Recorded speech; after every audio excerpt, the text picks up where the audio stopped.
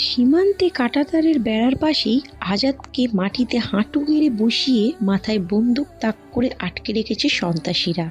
আজাদের সঙ্গীদের আগেই মেরে ফেলেছে এই নিকৃষ্ট মনের মানুষগুলো। আজাদকে কেন বাঁচিয়ে রেখেছে যার কারণ এখনো অজানা সবার। আজাদের দুই হাত পিছনে দিয়ে শক্ত করে বাঁধা, সাথে পা তো বাঁধা আছেই। কপাল বেয়ে মুখ চুয়ে রক্তের যেন বন্যা বয়ে যাচ্ছে। পরনে থাকা বিজেপি ইউনিফর্ম। এভাবে আজাদের মাথায় বন্দুক ধরে সময় নষ্ট করার জন্য ওদের মাঝ থেকে একজন সর্দারকে বলে ওঠে, সর্দার, এভাবে ওকে বাঁচিয়ে রেখে আমাদের মূল্যবান সময় নষ্ট করার কি মানে, সেটাই তো আমি বুঝতে পারছি না। ওকে মেরে এখান দিয়ে মাল পার করে চলে গেলেই তো বিপদ থেকে মুক্তি পাই। আরে বেটা, সবার মাথায় যদি সব বুদ্ধি থাকতো তাহলে আমার জায়গায় তুই আর তোর জায়গায় আমি থাকতাম। ওকে মেরে ফেললে আমরা পার হব কী করে? আর তাছাড়া এই শালার জন্য আমার অনেক মাল নষ্ট করেছি। শালাই আমাদের কোটি কোটি টাকা বন্যায় জলে বাসাইয়া দিছে। শালারে কত করে বলছি তুই কিছু খেয়ে আমাদের বিজনেস করতে দে, কিন্তু শালার মাথায় দেশভক্তি দিয়ে ভরা। এবার দেখি তোর দেশভক্তি তোকে কিভাবে বাঁচায়। শালার তো গন্ডারের চামড়া, এত মারার পরেও কিছুই বলছে না। শালাই কি বোবা হয়ে গেল নাকি?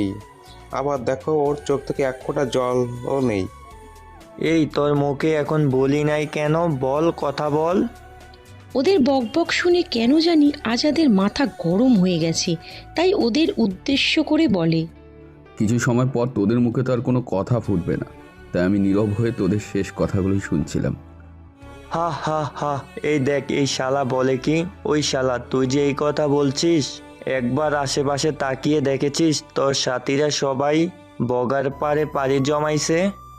তোদের হায়াত শেষ, তাই তোরা ওকে মারতে পেরেছিস, কিন্তু মামারা, আমার তো এখনো হায়াত শেষ হয়নি, তাই বন্দুকের নিচে বসেও জীবিত আছি।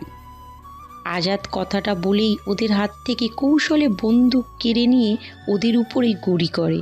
একে একে সবার সাথে ফাইট করে সব কটাকে পগার পাড়ে পাঠিয়ে আসলটারে বন্দি করে। দেখেছিস, বলেছিলাম না একটু পরে তোদের কারো মুখেই কথা বলার জন্য জবান থাকবে না। তাকিয়ে দেখ, তোর সহপাঠী সব কটাই তো পাড়াপাড়ে পৌঁছে গেল, এখন একমাত্র তুই বাকি আছিস। কি দোষ করেছিল আমার বন্ধুরা বল?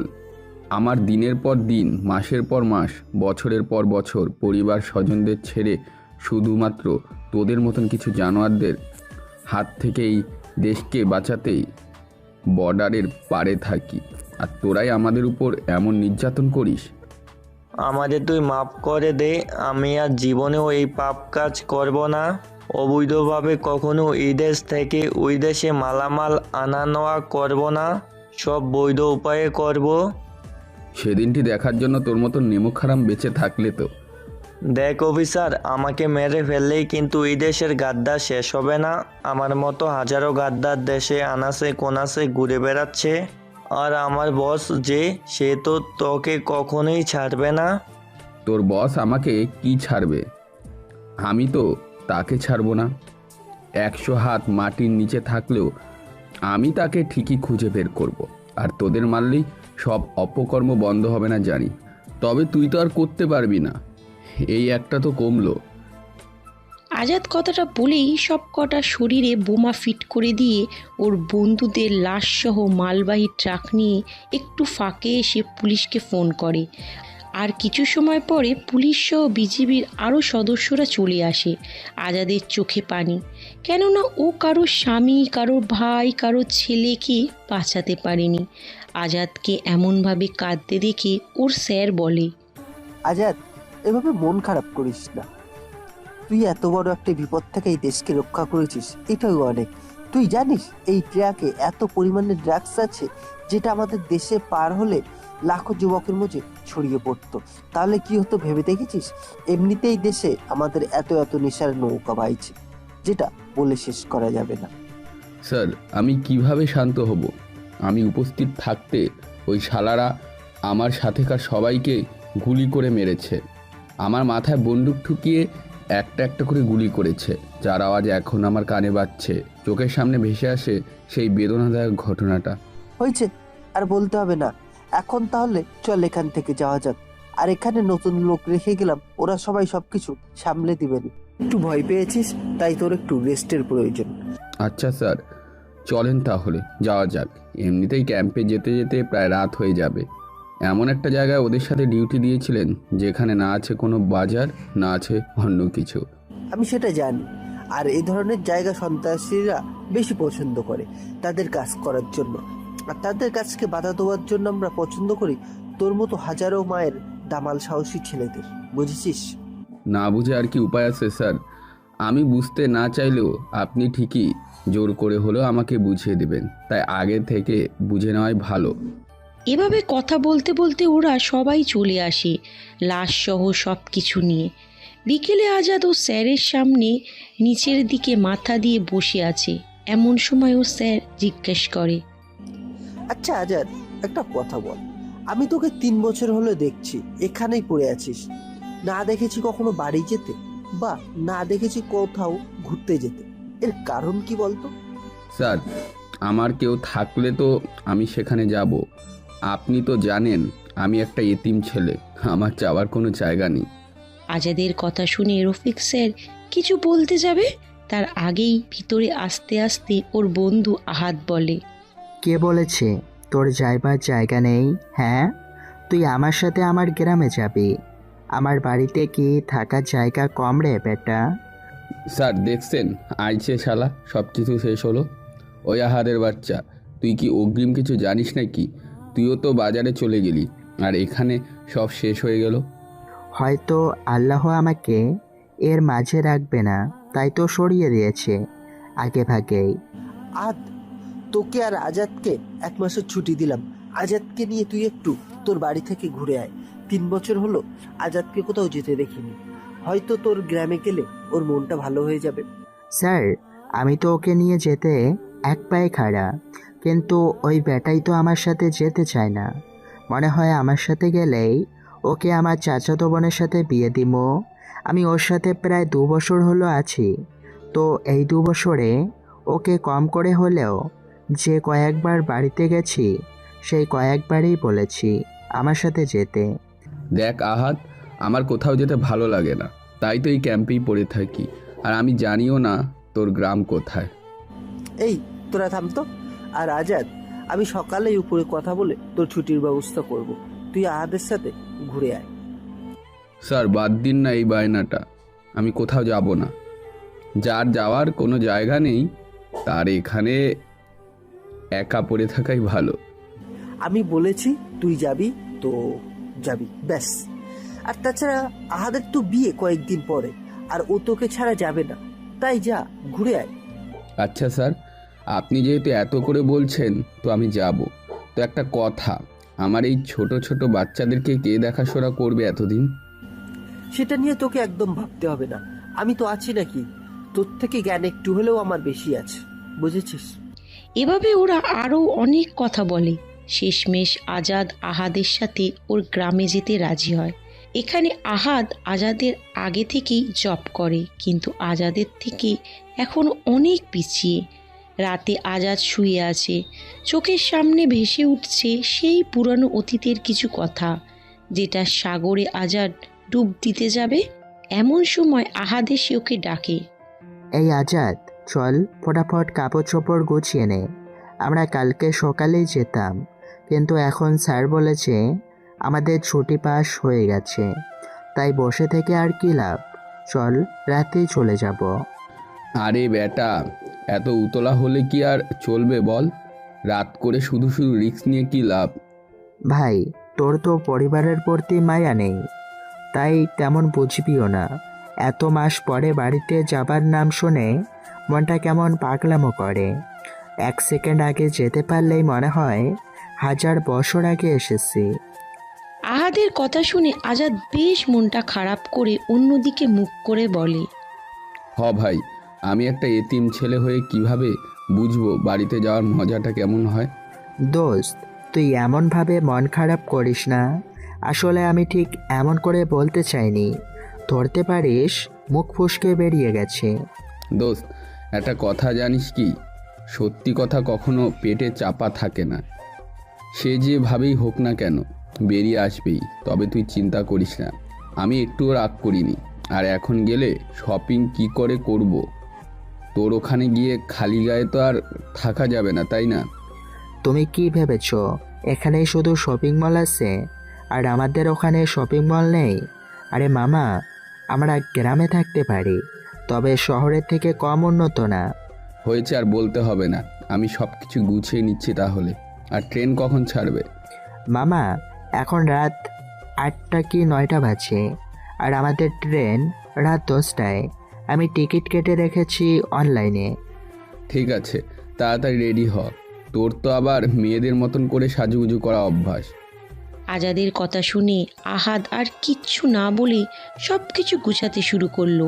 কেননা আজাদের সাথে তর্ক একদম পারবে না, তাই আর কথা বাড়ালো না। এইদিকে বেশ খানিকটা সময় পরে ওরা ব্যাগপত্র নিয়ে বেরিয়ে পড়ে স্টেশনের উদ্দেশ্যে। অনেক কষ্টে পাহাড়ি পথ বেয়ে স্টেশনে এসে পৌঁছায়। ট্রেন আসতে নাকি এখনও 30 মিনিট বাকি, তাই ওরা কাছের একটা রেস্টুরেন্টে গিয়ে পেট ভরে খেয়ে আসে। নির্দিষ্ট সময় ট্রেন আসলে ওরা সিট খুঁজে নিজেদের সিটে গিয়ে বসে পড়ে। আজাদ আর আহাদ একটা সিটে বসেছে ঠিক, কিন্তু ওদের সামনের সিট দুটোই মেয়ে বসে আছে। একজনের নাম হিমি আর মিমি।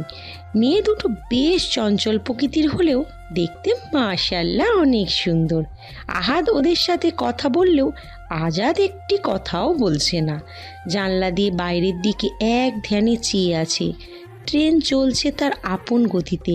এমন সময় হিমি বলে ওঠে, আচ্ছা আহাত, তোমার বন্ধু কি বোবা নাকি? আমরা সেই কখন থেকে কথা বলে বোরিং সময় পার করার চেষ্টা করতেছি, আর সে এখনো একটা টু শব্দও করেনি।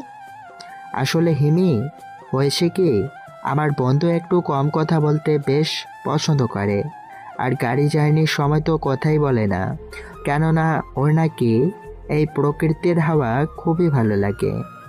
তাই বলি সে একটা বার হ্যালো বলবে না? আসলে তোমার বন্ধুর অহংকার বেশি মনে হচ্ছে। এই যে মিস্টার, মানুষের রূপ যৌবন কিন্তু চিরদিন এক সমান থাকে না। ওদের কথা শুনে আজাদের বেশ রাগ উঠে যায়, তাই নিজের রাগটাকে কন্ট্রোল করতে না পেরে বলেই ফেলে, এই, আপনাদের সমস্যা কি? হ্যাঁ, আমার মন চায় না আমি সেটাই করি, আমার মন যা চায় আমি সেটাই করব, তাতে আপনাদের এত কেন সমস্যা? একদম চুপ, একটাও কথা বলবেন না। আহ দোস্ত, এমন করিস কেন? বাদ দে না, মেয়ে মানুষ। তোর মাথায় সমস্যা আছে, আজ বাদে কাল বিয়ে, আর উনি আসছে ভাব জমাতে। তুই জানিস না এইসব মেয়েদের মাথায় তুলতে নেই? এই যে মিস্টার, এইসব মেয়ে বলতে কি? হ্যাঁ, আমাদের কি আপনার ওই সব মেয়েদের মতো মনে হয় নাকি? মনে রাখবেন, আমরা সম্মানী বংশের মেয়ে। হ্যাঁ, সেটা আপনাদের দেখলেই বোঝা যায়। আহাদ, আমি ঘুমাইলাম, তোদের একটাও টু শব্দ যদি আমার কানে আসে তো আমি কিন্তু তোকে জানলা দিয়ে ফেলে দেবো বলে দিলাম। আজাদ কথাটা বলেই মুখের উপরে রুমাল দিয়ে ঘুমিয়ে যাবার ট্রাই করে। এইদিকে আহাদ কিছু না বলেও হিমি মনের মনে বলে, শালা বজ্জাত বেটা, আমার উপরেই রাগ দেখানো। একবার ভাগে পাইলে তোরে বুঝাবো মজা। চান্দু, তুমি তো এই হিমিকে চিনোই নাই। এইদিকে গল্প আড্ডা করতে করতে ট্রেন মাঝরাতে একটা স্টেশনে থামে নাস্তা করার জন্য। সবাই ঘুমিয়ে পড়েছে দেখে আজাদ আহাদকে ডাকে, এই আহাদ, ওঠ না, নাস্তা করতে হবে তো। কি, এত সকালে আমরা পৌঁছে গেছি? এটা তো ভাবতে পারিনি। আরে বেটা, আমরা পৌঁছে যাইনি, বরং নাস্তা করতে ট্রেন থেমেছে। ওঠ, আর এরা নাস্তা করলে ডেকে নিয়ে আয়, আমি গেলাম। আজাদ কথাটা বলেই পাশের একটা রেস্টুরেন্টে গিয়ে মন মতো খাবার অর্ডার করে খেতে শুরু করে। এইদিকে হিমি মিমি আহাদের সাথে ভিতরে এসে আজাদকে একাই খেতে দেখে হিমি মনে মনে বলে, শালায় মনে হয় বাপের জন্যে ভদ্রতা শিখবেই না। সাথে দুটা মেয়ে আছে, আর তাদের ছাড়াই খেতে শুরু করেছে। মিনিমাম ম্যানার টুকুও নেই। দোস্ত, একাই খাওয়া শুরু করেছিস আমাদের রেখেই? তোর মনে কি আমাদের জন্য না হলেও এদের জন্য মায়াদয়া নেই? তোর খেতে হবে না, যা গিয়ে বসে গল্প কর, পেট ভরে যাবেনি। ট্রেন তো তোমার নানা হয়, তোমার জন্য বসে থাকবে। খেতে হলে ফার্স্ট খেয়ে নে, না হলে আমাকে খেতে দে, বিরক্ত করিস না। তারপরে আর কোনো কথা না বলে সবাই খাওয়া শুরু করে, পছন্দের খাবার অর্ডার করে। পরে সবার খাওয়া শেষ হলে আজাদ আগেই বিল দিয়ে চলে আসে, আর এইদিকে আহাদ বিল দিতে গিয়ে শোনে আজাদ আগেই বিল দিয়ে গেছে 4 জনেরই। তারপর ওরা আবারও ট্রেনে চলে আসে। আচ্ছা, আপনি এমন খিটখিটে মেজাজের কেন? হ্যাঁ, আর আমাদের নিজের টাকায় খাওয়ালেন, অথচ সাথে ডাকলেন নাই কি জন্য? দেখুন, আমি আপনার সাথে তর্কে জড়াতে চাই না। আমি এমন মেজাজেরই একজন মানুষ, আর জন্ম থেকেই একা থাকতে শিখতে হয়েছে, তাই এখনও সেই মায়াটা কাটিয়ে উঠতে পারিনি। জানেন তো, মায়া জিনিসটা বড্ড খারাপ। যার উপরে একবার চেপে বসে তাকে কখনো ছাড়তেই চায় না। যাই হোক, সেটা যে কোনো কিছুর প্রতি মায়া। আপনি কথা বলেন খুব সুন্দর করে, তবে আপাকে এমন দেখাতে কেমন যেন ভালো লাগে না। জানেন কি, জীবনে এমন কিছু অপছন্দের জিনিস আছে যেটাকে হাজারো ঘৃণা করলেও এক সময় আপন করে নিতে হয়। উদাহরণস্বরূপ বলা যায় দুঃখ। কেননা এই জিনিসটাকে আমরা মনে প্রাণে ঘৃণা করলেও কিন্তু আমাদের পিছু কখনোই ছাড়ে না। এই তো সেদিন এক চিলতে সুখ কিনতে বাজারে গিয়ে দেখি সুখ তো নাই, বরং দুঃখ আমার জন্য বসে আছে। তো আমি ওকে জিজ্ঞেস করেছিলাম, ভাই দুঃখ, আমি সুখ কিনতে এসেছি কিন্তু সে নেই, তো তুই কেন বসে আছিস? সে আমাকে বলেছিল, ভাই সুখ হয়তো তোকে ফাঁকি দিতে পারে, কিন্তু আমি দুঃখ কখনোই তোকে ফাঁকি দিয়ে ভুলে থাকতে পারবো না। উপরের কথাগুলো বলতে আজাদের চোখে বেশ কষ্টের বরফ গলে পানি জমেছিল। সেটা দেখেও না দেখার ভান করে হিমি বলে, আচ্ছা, আপনার জীবন কি এমন কষ্টে আছে যে এভাবে কথা বলছেন? আমি জানি একজন মানুষ তখনই বদলে যায় যখন তার সাজানো জীবনটা এলোমেলো হয়ে যায়। থাক না, স্মৃতির পাতায় কিছু কথা অজানা। সব কথা জানতে হয় না, কেননা কিছু কিছু কথার পিছনে লুকিয়ে থাকে অজানা কষ্টের চাপা কান্না। সেই কান্না সহ্য করা অনেক বেদনাদায়ক। এভাবে ওরা অনেক কথা বলে। দেখতে দেখতে ট্রেন এসে সিরাজগঞ্জ স্টেশনে থামে। ওরা সবাই ট্রেন থেকে নেমে পড়ে, আর আজাদ কিন্তু এখনও জানে না আহাদের গ্রাম কোথায়। আহাদ, তোমাদের সাথে কথা বলে আমার খুব ভালো লাগলো। জানি না আল্লাহ তোমাদের সাথে ফের দেখা করাবে কিনা, তবে কখনো যদি ভাগ্যক্রমেই দেখা হয়ে যায় তাহলে কিন্তু এই খিটখিটে মেজাজের লোক, তখন কিন্তু আপনার জীবনের কষ্টের গল্প শুনবো। হিমির কথা শুনে আজাদ কষ্ট ভরা মন দিয়ে ঠোঁটের কোণে একটু হাসি এনে সেখান থেকে চলে আসে। ওরা দুজন চলে যায়, আর এইদিকে আহাদ একটা সিএনজি নিয়ে গ্রামের উদ্দেশ্যে রওনা হয়। অনেকটা সময় পরে সিএনজি এসে থামে আজাদের সেই চিনাচেরা গ্রামে। আজাদ চারিপাশে তাকিয়ে দেখে আহাদকে বলে, আহাত, তোর বাড়ি কি তাহলে এখানেই? এটা যদি আগে বলতি তাহলে আমি কখনোই আসতাম না। তুই কেন আমাকে আগে বললি না? আমি তো ভাই তোকে সারপ্রাইজ দিতে চেয়েছি বলেই বলিনি। তবে একটা কথা বল, তোর কি আমার গ্রাম পছন্দ হয়নি? আরে ছাগল, তুই তো আর জানিস না এখানে আমার শৈশব কেটেছে কষ্টের মধ্য দিয়ে অনেকটা সময়। তুই কি কিছু বলতেছিস নাকি? আমি বুঝি না, তুই এভাবে চুপ হয়ে কি এমন ভাবিস যেটা আমি শুনতে পাই না? আচ্ছা চল, এখান থেকে আনকা ভ্যান গাড়ি নিলেই আমাদের বাড়ি নামিয়ে দিবে।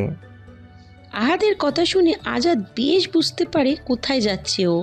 আজাদ যেতে না চাইলেও জোর করে যায়, কেননা ওর বন্ধু মন খারাপ করবে। অনেকটা সময় পরে ওরা আহাদের বাড়িতে চলে আসে। আজাদ আহাদের বাড়ি আগে দেখেছে, কিন্তু কখনো যাওয়া হয়নি। ও, আপনাদেরকে তো বলাই হয়নি, আহাদ ওর নানির বাড়ি থেকেই, তাই গ্রামের কাউকেই তেমন চেনে না। আর আজাদের বাড়ি তো ছিল পাশের গ্রামে, সেটাও পরে জানতে পারবেন, গল্পের সাথেই থাকেন। আহাদ ওর মাকে ডাকলেই সবাই বাইরে বেরিয়ে আসে। আহাদকে দেখে সবাই খুশি হয়ে যায়। এইদিকে আজাদকে কেউ চিনতে পারছে না, পরিবর্তিত হয়েছে অনেক। আহাদ, তুই কেমন আছিস বাবা? তোর আসতে কোনো সমস্যা হয়নি তো আবার? না মা, আমাদের আসতে কোনো অসুবিধা হয়নি। আর আমি তোমাকে দেখেও ভালো না থেকে কি আর পারি? তা তোমরা সবাই কেমন আছো?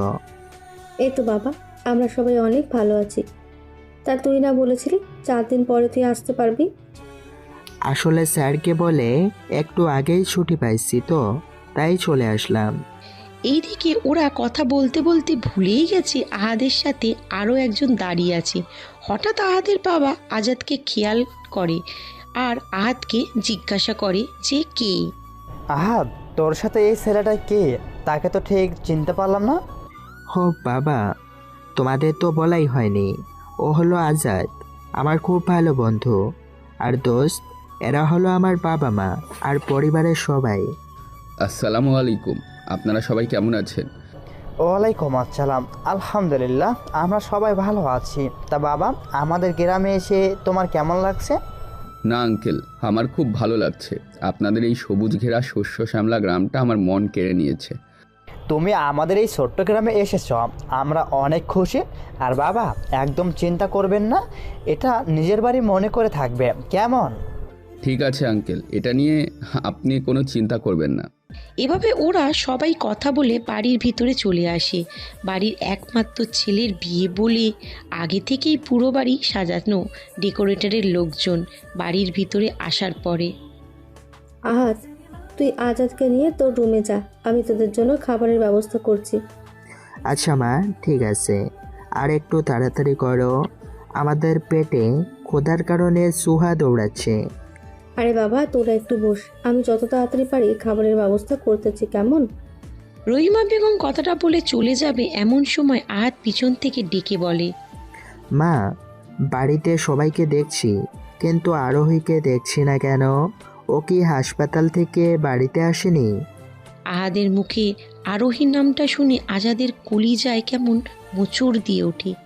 আগেই সেই অতীতগুলো হাতছানি দিয়ে ডাকতে থাকে, কিন্তু আজাদকে সেই দিকে সাড়া দিতে না দিয়ে এই দিকে আহাদের মা বলে, আরোহী কালকে বিকেলে এসেছে, আর সকালে পাশের গ্রামে যে খানবাড়ি আছে না, সেখানে কি যেন একটা দরকারি কাজে গেছে। ও আচ্ছা, ও আসলে তো আমার 12টা বাজাবে। শপিং করিয়ে দে বলে বলে। সে তো একটু বলবেই, তোর তো আর বোন নেই, ওই তো আমাদের বাড়ির একমাত্র মেয়ে, একটু আদরে বায়না তো করবেই। মা, ও কি আর টাকা কম কামায় নাকি? সরকারি একজন গাইনি ডাক্তার, ও অভাঙ্গা টাকা কামাই করে, তাও আমার টাকায় শপিং ওর চাই। প্রতিটা বোনই এমন হয়, ভাইয়ের কাছে আবদার না করলে ভালোই লাগে না, বুঝেছিস বুদ্ধ একটা। মিসেস বেগম আর কোনো কথা না বলে সেখান থেকে চলে যায়। এইদিকে আজাদ আহাদকে বলে, দোস্ত, আমি এখান থেকে চলে যাই প্লিজ। আমাকে না এখানে একদম ভালো লাগছে না, কেমন যেন দম বন্ধ হয়ে আসছে রে। কি বলিস এসব? তুই এখন চলে যাবি? মানেটা কি? হ্যাঁ, আর এখন এই কথা বাবা শুনলে কতটা রাগ করবে ভেবে দেখেছিস? কি করব বল, আমার যে একদমই ভালো লাগছে না এখানে থাকতে। আমি আগে জানলে কক্ষুনি আসতাম না। আমি যেই কারণে এই গ্রাম ছেড়েছি সেই বিপদের মুখে আবার পড়তে হবে। হে আল্লাহ, তুমি আমাকে রহম করো। দোস্ত, এসেই যখন পড়েছিস তখন একটু কষ্ট করে সহ্য করে নে না কিছুদিন। আর তাছাড়া সবাই অনেক মন খারাপ করবে তুই এভাবে চলে গেলে। প্লিজ দোস্ত, আমার কথা না হলেও আমার বাবা মায়ের কথাটা একবার ভাব। আহাদের কথা শুনে আজাদ কি যেন ভেবে আর কিছু বলল না। এইদিকে মিসেস বেগম খাবার পাঠিয়ে দিল। ওরা পেট ভরে খেয়ে কাঁথা মোড়া দিয়ে শুয়ে পড়ে, কেননা হালকা হালকা শীতে কাঁথা ছাড়া থাকা অসম্ভব। বেশ কিছুক্ষণ পরে আরোহী এসে ওর চাচিকে বলে, চাচিমা, তোমার বজ্জাত ছেড়ে কবে আসবে বলো তো? আমার যে আর শপিং করার তর্স হয়েছে না। কবে আসবে? কবে আমি ওর পকেট খালি করব? আরে পাগলি মেয়ে, তুই তো বাড়িতে ছিলি না, তাই জানিসও না আহাদ সকালে বাড়িতে এসেছে। কি? তোমার ছেলে এসেছে অথচ আমাকে একটাবারের জন্য বলেনি? ওকে তো আমি মেরেই ফেলবো, দাঁড়াও দেখাচ্ছি মজা। আরোহী উপরের কথাটি বলেই সেখান থেকে চলে আসে আহাদের রুমে। এইদিকে আহাদ আগেই ঘুম থেকে উঠে ছাদে চলে গেছে।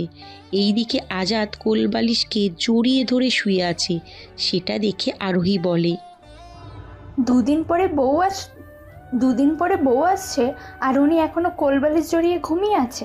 দাঁড়া, তোকে দেখাচ্ছি মজা। আরোহী কথাটা বলেই আজাদের উপর থেকে কাঁথাটা এক টানে সরিয়ে ফেলে দেয়। আজাদ গম্ভীর ঘুমে আচ্ছন্ন। সেই চিরাচেনা মুখটা চোখের সামনে দেখে নিজের অজান্তেই দুফোঁটা জল বেয়ে পড়ে আরোহীর গাল বেয়ে। আরোহী এভাবে আজাদকে দেখবে কখনো ভাবতেই পারেনি। আরোহী আজাদকে ডাক না দিয়ে আজাদের এক ধানে তাকিয়ে রয়। এই সময় আহাদ রুমে ঢুকে আরোহীকে পিছন থেকে বলে, ওই শাকচুন্নি, তুই মনে হয় আমি মনে করে আমার বন্ধুর উপরে নির্যাতন করতে শুরু করেছিস, তাই না? আহাদের কথা শুনে আরোহী চোখ মুছে নেয়, যেন আজাদ কিছু বুঝতে না পারে।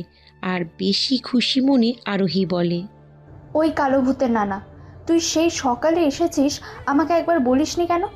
জানিস আমি শপিং করব বলে সেই কবে থেকে অপেক্ষায় আছি। আরে বোন, আমি তো আর তোকে মানা করিনি যে শপিং করিয়ে দিব না, তাই না? আর আমি হুট করেই এসেছি, যার জন্য তোকে বা কাউকেই জানানো হয়নি। ঠিক আছে, এবারের মতো ক্ষমা করে দিলাম, তবে বিকেলে আমাকে নিয়ে কিন্তু শপিং করতে যেতে হবে, মনে থাকবে তো? আচ্ছা ঠিক আছে, যেমনই। আর তাছাড়া আমরা কিছু নিয়ে আসতে পারিনি তাড়াতাড়ি আসার কারণে, তাই কিছু জিনিস আমাদেরও কিনতে হবে।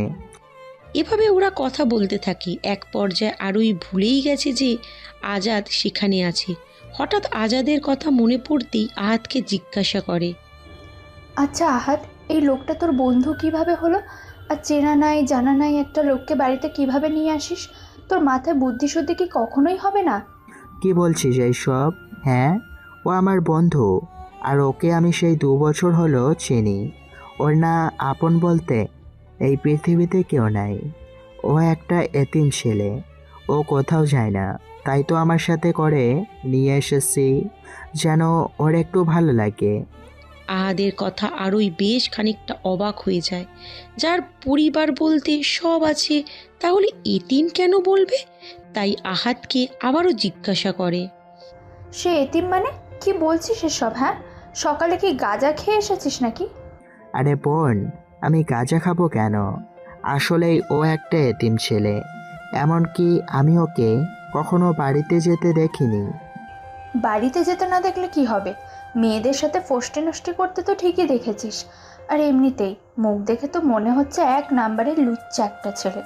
জানি না কখন আবার আমাদের উপরে আক্রমণ করে বসে।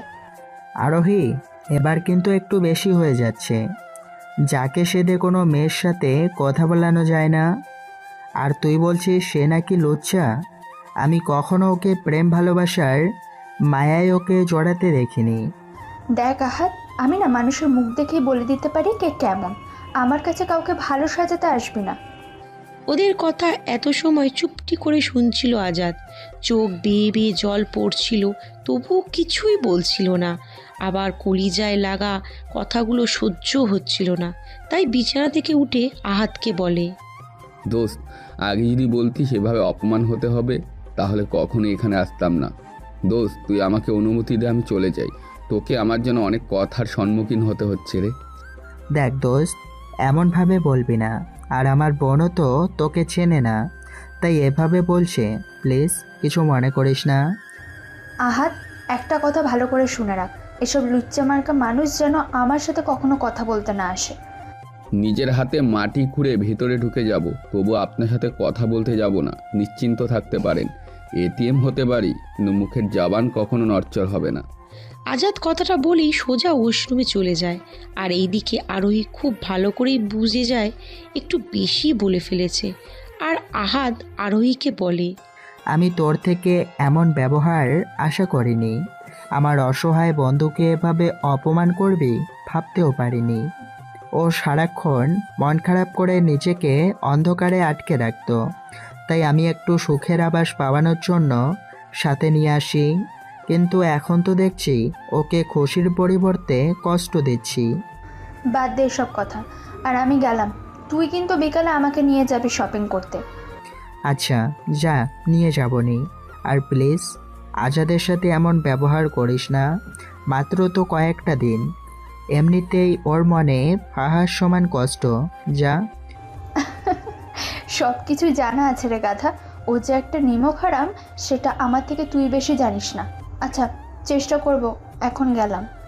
আরোহী কথাটা বলেই সেখান থেকে চলে যায়। এইদিকে কিছু সময় পরে আজাদ ওয়াশরুম থেকে বেরিয়ে এসে আহাদকে বলে, দোস্ত, মেয়েটা কে রে এভাবে কথা বলছে? ও আমার চাচাতো বোন, আমাকে সব সময় জ্বালাতন করবে, এটাই ওর সমস্যা। ও, আর পারলে আমার সাথে এমন করতে একটু মানা করে দিস। আমি কষ্ট রাখতে পারবো না, আমার বুকের মাঝে কষ্ট রাখবো। মেমোরি একবারে ফুল লোড, যেখানে নতুন করে কোনো কষ্টের জায়গা হবে না রে। এমন করে মন খারাপ করিস না, চল বাইরে যেয়ে দেখি সবাই কিভাবে বাড়িটাকে সাজাচ্ছে। আহাদ আজাদের হাত ধরে টেনে নিয়ে বাইরে চলে আসে। আজাদের মন টানছিল না একটু বাইরে যেতে, তবুও বন্ধুর জোরাজোরিতে যেতে হলো। কিছু সময় বাইরে থেকে ওরা শপিং করার জন্য বের হয়। আজাদ আহাদকে দাঁড়িয়ে থাকতে দেখে বলে, কী রে, তুই গাড়ি না ডেকে এভাবে কারেন্টের খুঁটির মতন দাঁড়িয়ে আছিস কেন? হ্যাঁ, আরে ভাই, আমার দজ্জাল বোনকে না নিয়ে গেলে এই বাড়িতে আমার জায়গা হবে না। তুই তো জানিস না এই বাড়িতে ওর দাপট চলে, কেননা আমার বাবা চাচা ওকে খুব ভালোবাসে, একটা মাত্র মেয়ে বলে। দোস্ত, আমি যাব না, তোরা ঘুরে আয়। আমার কেন জানি না ভালো লাগছে না, কেমন মাথাটা ঘুরছে। এটা বললে তো হবে না, তোকে যেতে হবে ব্যাস। আর তাছাড়া তোর হবু ভাবিও যাবে ওদের বাসা থেকে। দোস্ত, একটু বোঝার চেষ্টা কর, আমার একদম ভালো লাগছে না রে। তোরা গিয়ে ঘুরে আয়, তাহলেই হবে। আজাদের কোনো কথা না শুনে সাথে নিয়ে যায় আহাদ। আরোহীকে দেখতে বেশ সুন্দর লাগছে, কিন্তু আজাদ মনের ভুলেও তার দিকেও ফিরেও তাকায়নি, যেটা দেখে আরোহী মনে মনে বলে, কি ব্যাপার, যাকে একটা মুহূর্ত দেখার জন্য পাগল হয়ে থাকতো আর আজকে তাকে পাশে পেয়েও ফিরেও দেখছে না। আমি কি তাহলে আগের থেকে অসুন্দর হয়ে গেছি? না, আম্মু তো বলে আমি নাকি আগের থেকে বেশি সুন্দর হয়েছি। তাহলে ও তাকাচ্ছে না কেন? ভালো হয়ে গেছে নাকি? আরোহীর ভাবনার মাঝেই আহাদ হঠাৎ করে বলে ওঠে, যেটা শুনে আরোহী বেশ অবাক হয়ে যায়। দোস্ত, ওই যে দেখছিস বড় বাড়ি দেখা যায়, ওটা হলো এখানকার সবচেয়ে ধনী, মানে খান বাড়ি। তোকে এক সময় নিয়ে যাবনি ঘুরতে, কেমন? আমার এত ঘোরাঘুরি করার ইচ্ছে নেই, জানিস তো, তাও কেন বলছিস? আহাদ, আমি বুঝি না তুই এই রকম একটা মানুষকে আমাদের সাথে কেন নিয়ে আসলি। আরোহী, তুই কিন্তু বেশি বেশি বলতেছিস। আমি তোকে বলেছি না একদম ওকে ছোট্ট করে কথা বলবি না। আহাদের ধমক শুনে আরোহী আর কোনো কথা বলে না। কিছু সময় পরে ওরা শপিং মলে চলে আসে। আরোহী ফোন করে দেখে আহাদের হবু বউ আগেই এসে বসে আছে কফি শপে, তাই ওরা সেখানে যেতে থাকে। আজাদ যখনই গেট দিয়ে ঢুকতে যাবে ঠিক তখনই আরোহী বলে, আহাদ, তুই জানিস এসব কফি শপে কফি খাওয়া সবার জন্য না, কারো কারোর জন্য কিন্তু টক দোকানের রং চেয়ে ভালো। তুই কি বলছিস এইসব? আমি কিছুই বুঝি না। তোদের সাথে আসাটাই আমার ভুল হয়েছে। চল দেখ তোর ভাবি কোথায়। তারপরে ওরা সামনে গিয়ে ওদের পেয়ে যায়। আহাদ দেখে ট্রেনের সেই মেয়েগুলো, মানে হিমি আর মিমি, ও আহাদের হবু বউ আয়েশার সাথে আছে। আজাদকে দেখেই হিমি বলে, এই যে মিস্টার খিটখিটে মেজাজ, এখানেই কেন আপনারা? এমনি আসলাম আর কি। তা আপনারা এখানে কেন? আমরা তো ওর হবু স্বামীর জন্য অপেক্ষা করতেছি, শপিং করতে যাব বলে, কিন্তু তারা তো আসতেছেই না। ও আচ্ছা, তাহলে চলেন আগে কফি খেয়ে নিই, তারপর সব কিছু জানা যাবে। চলেন তাহলে। এই ওয়েটার মামা, এখানে 6টা স্পেশাল কফি দাও তো। কিছু সময় পরে কফি দিয়ে গেলে ওরা খেতে খেতে একে অপরের সাথে পরিচিত হয়ে নেয়। এইদিকে আজাদের সাথে অন্য মেয়েকে কথা বলতে দেখি কেন জানি সহ্য হচ্ছে না আরোহীর, আবার কিছু বলতেও পারছে না। তারপরে ওরা শপিং করতে চলে যায়। দোস্ত, আমি একটু স্যারের সাথে কথা বলি, এখানে বস তোরা। বরং এর মাঝে কেনাকাটা যেটা আছে সেটা সেরে ফেল, কেমন? না না দোস্ত, সেটা তো হবে না, আমার সাথে তোকে থাকতেই হবে, এটাই ফাইনাল। আচ্ছা চল, আমাকে একটুও শান্তি দিলি না। কত করে বললাম, আমার একটুও ভালো লাগছে না। তারপরে ওরা যার যার পছন্দ মতো জিনিস কিনতে থাকে। এক পর্যায়ে একটা শাড়ির উপরে চোখ আটকে যায় আজাদের, কিন্তু সেটা যে আরোহীকে বেশ মানাবে মুখ ফুটে বলতে পারে না। বেচারা হতভাগা। তবে আরোহী কিভাবে যেন ওই শাড়িটা দেখে পছন্দ করে নেয়, কিনেও নেয়। একটা সময় আহাদ আজাদকে বলে, দোস্ত, এখন তোর পছন্দে আমার হবু বউয়ের জন্য বেনারসি কেন তো। আমি চাই তুই পছন্দ করবি, আর কেউ না। আহাত, তুই কি পাগল হয়েছিস? একটা অপরিচিত মানুষের পছন্দের শাড়ি তোর বউকে পরাবি? আর তাছাড়াও নিজেই তো খ্যাত, পছন্দ আর কি করবে ও? জীবনে বেনারসি কি সেটা শুনেছে নাকি জিজ্ঞেস করতো। এই, আপনাদের সমস্যা কি? হ্যাঁ, আমি কি মানুষ না? আমার কি বোঝার ক্ষমতা নেই? নাকি নিজেকে খুব চালাক ভাবেন? কোনটা? আর কাউকে পোশাক দেখে বিচার করবেন না, কেননা কারো কারো পোশাকের পিছনে অনেক কিছু রহস্য লুকিয়ে থাকে। আহাত, আমি তোর সাথে কথা বলেছি, ওনার সাথে কিন্তু বলিনি। তাই আলগা কথা বলতে একদম মানা করে দিবি। লুচ্চাদের এই একটা স্বভাব, মেয়ে দেখলে গায়ে পড়ে কথা বলতে আসে। আরোহীর এমন কথা শুনে আজাদ বেশ রেগে যায়, আর সেখান থেকে কোনো কিছু না বলেই বাইরে চলে যায়। এদিকে আহাদ অনেক ডাকার পরেও আজাদ কোনো কথাই শোনে না। সেটা দেখে আহাদ আরোহীকে বলে, আমি বুঝি না আরোহী, তুই ওর পিছনে কেন পড়ে আছিস? দেখার পর থেকে তুই কেন বুঝিস না ওর মন মেজাজ না? ওর পিছনে পড়ে আছি মানে কি? হ্যাঁ, তোর ওই লম্পট চরিত্রহীন বন্ধুর পিছনে পড়ে থাকতে আমার বয়েই গেছে। এই যে মিস, ছেলেটা যে লম্পট চরিত্রহীন সেটা আপনি কিভাবে বুঝলেন? যদি একটু বুঝিয়ে দিতেন। এটা আবার বোঝার কি আছে? মানুষের চেহারার দিকে তাকালেই তো বোঝা যায় কে কেমন। এই যে দেখুন, আমার ভাইয়ের মুখের দিকে তাকিয়ে, কত ইনোসেন্ট একটা বাচ্চা। ও, তার মানে আপনি নিশ্চয়ই জ্যোতিষবিদ্যা জানেন মনে হয়। এই হিমি, থাম তো। ও কেন জ্যোতিষীবিদ্যা জানতে যাবে? ও তো একজন গাইনি ডাক্তার। আর আরোহী, এটা কিন্তু মোটেও ঠিক করলি না। ও তো কিছুই কিনলো না। আরে দূর, এসব ফকিরের আবার কাপড় চোপড় লাগে নাকি? এদের মতো ছেলেরা যখন যা পায় সেটা পরলেই হয়। তুই কাকে ফকির বলছিস? যাকে তুই কখনো দেখিসনি, যাকে তুই চিনিস না, এমনকি যার সম্পর্কে কিছুই জানিস না, তাকে কিভাবে ফকির বলছিস আরোহী? আমি তোর থেকে এটা আশা করিনি। আর আয়শা, তুমি একটু আমার বন্ধুর জন্য প্যান্ট শার্ট আর পাঞ্জাবি পছন্দ করো তো, যেন আমার সাথে ম্যাচিং হয় আর তোমার বোনেরা পটে যায়। আচ্ছা ঠিক আছে, আমি দেখছি। আসো তোমরা আমার সাথে। এইদিকে আরোহী আহাদের বলা মেয়ে পটানোর কথাটা শুনে বেশি হাসি এনে বলে, তোর এই বন্ধুকে দেখে পড়বে মেয়ে, তাও আবার বিয়ে বাড়িতে। খুব হাসি পাচ্ছে আমার। দেখো আয়শা, এভাবে হাসার কি আছে? আর তাছাড়া আজাদ ভাই দেখতে কিন্তু নায়কের থেকেও কোনো অংশে কম না। জিম করা বডিতে যেন আরো আকর্ষিত একজন সুদর্শন পুরুষ। ভাবি, তোমার রুচি বলতে কিছুই নেই। তুমি যেমনটা বলছো ওই ফকিরের সাথে তার কোনো মিল নেই। ওকে দেখেই মনে হয় বস্তি থেকে উঠে আসা একটা খ্যাত। তোমার মনের চোখে মনে হয় ময়লা জমেছে, তাই এত সুন্দর একজন পুরুষকে তুমি অসুন্দর বলে লাঞ্ছিত করতেছো। যাই হোক, চলো সবাই, আজাদ ভাইয়া বাহিরে অপেক্ষা করুক, আমরা বাকি কেনাকাটা শেষ করে আসি। সেটাই বরং ভালো হবে। এই মেয়েটার জন্য মানুষটা রাগ করেই চলেই গেল। আহারে, তার জন্য তোমার বুঝি একেবারে পরানটা ফাইটা যাইতেছে। দেখুন মিস আরোহী, আমি কিন্তু আপনার সাথে ঝগড়া করতেই চাচ্ছি না এই ভরা পাবলিক প্লেসে। সো কিছু না বলে চলেন, যে কাজে এসেছি সেটাই শেষ করি। সেটাই ভালো হবে। আমারও ইচ্ছে নেই বাপের খেয়ে আপনার সাথে ঝগড়া করে শরীরের শক্তি নষ্ট করার। এভাবে আরও কথা বলতে বলতে ওরা অন্যদিকে চলে যায়। ওইদিকে আজাদ বাইরে একটা চায়ের দোকানে বসে মনের কষ্টে বাম পকেটে রেখে চা খাচ্ছে। এমন সময় ওর চোখ যায় রাস্তার পাশে দাঁড়িয়ে থাকা একজনের মধ্যে বয়স্ক মহিলার দিকে।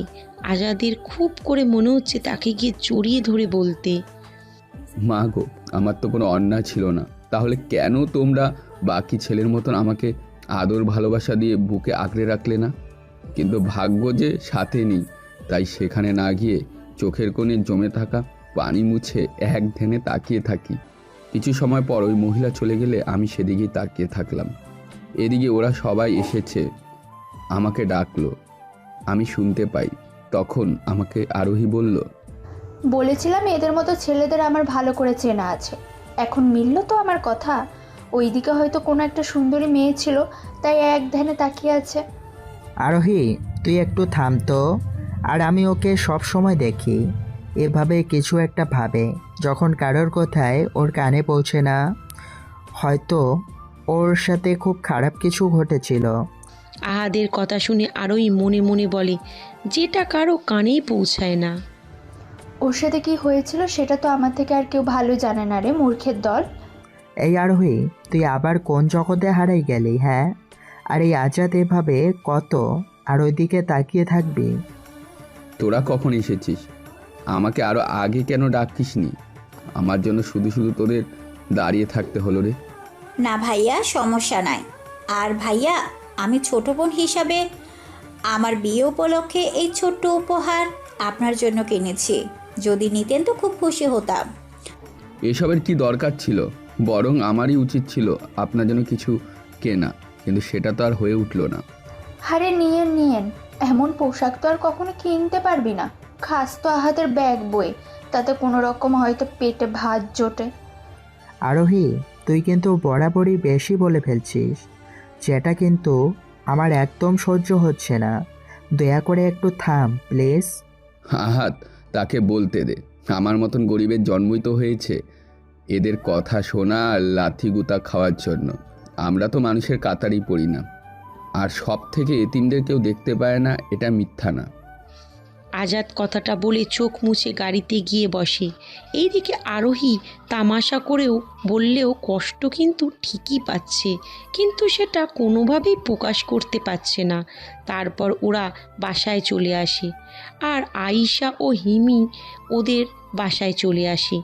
আগামীকাল হলুদ সন্ধ্যা।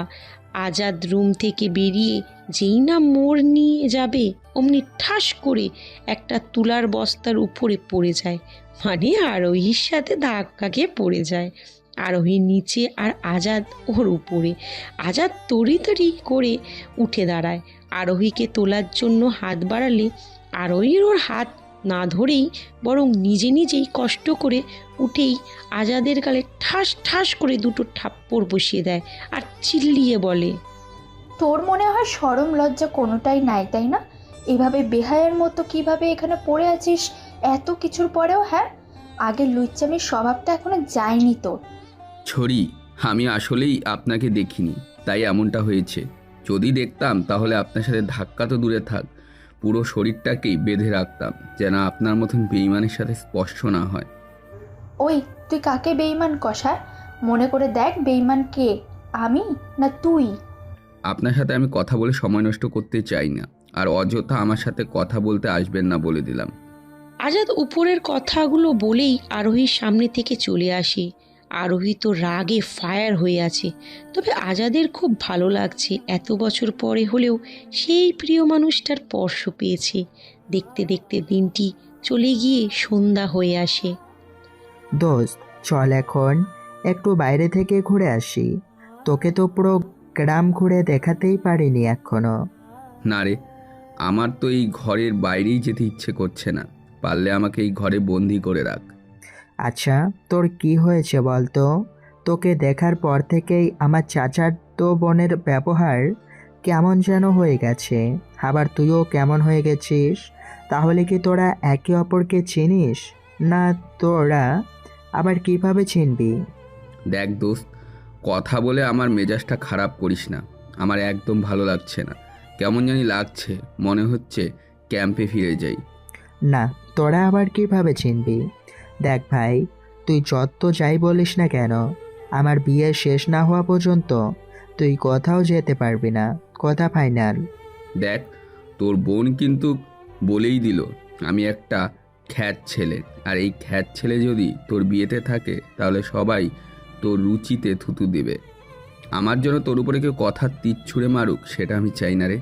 আজাদের কথা শুনে আহাদ কিছু বলতে যাবে, তার আগেই আহাদের মা এসে পিছন থেকে বলে, কে কোথায় যাচ্ছে? হ্যাঁ আজাদ, এই কথাটা যেন আমি আর দ্বিতীয়বার না শুনি। তুমি আমার ছেলের বন্ধু, মানে আমার ছেলের থেকে কোনো অংশে কম না, তাই আমাকে কিন্তু একদম রাগিও না। চলে যাবার কথা বলে। আচ্ছা আন্টি, ঠিক আছে, রাগ করিয়েন না। আমি না হয় বিয়ের কাজ শেষ করেই চলে যাব, তাহলে তো আপনারা খুশি। অনেক খুশি। খবরদার আর কখনো চলে যাবার নামও মুখে আনবে না কিন্তু। আর আজাদ, তোমার ঠোঁট কাটলো কিভাবে? রহিমা বেগমের কথা শুনে আজাদ বেশ চিন্তায় পড়ে যায়। এখন কি বলবে সেটাই ভেবে পাচ্ছে না। ও বুঝতেও পারেনি আরোহীর দেওয়া থাপ্পড়ের আঘাতে ঠোঁট কেটে রক্ত বের হয়েছে। আজাদ বুদ্ধি খাটিয়ে বলে, আসলে আন্টি হয়েছে কি, আমি ওয়াশরুম থেকে বের হওয়ার সময় অন্যমনস্ক থাকার কারণে দরজার সাথে বাড়ি লেগে ঠোঁটটা একটু কেটে গিয়েছে। ও তেমন কিছু না।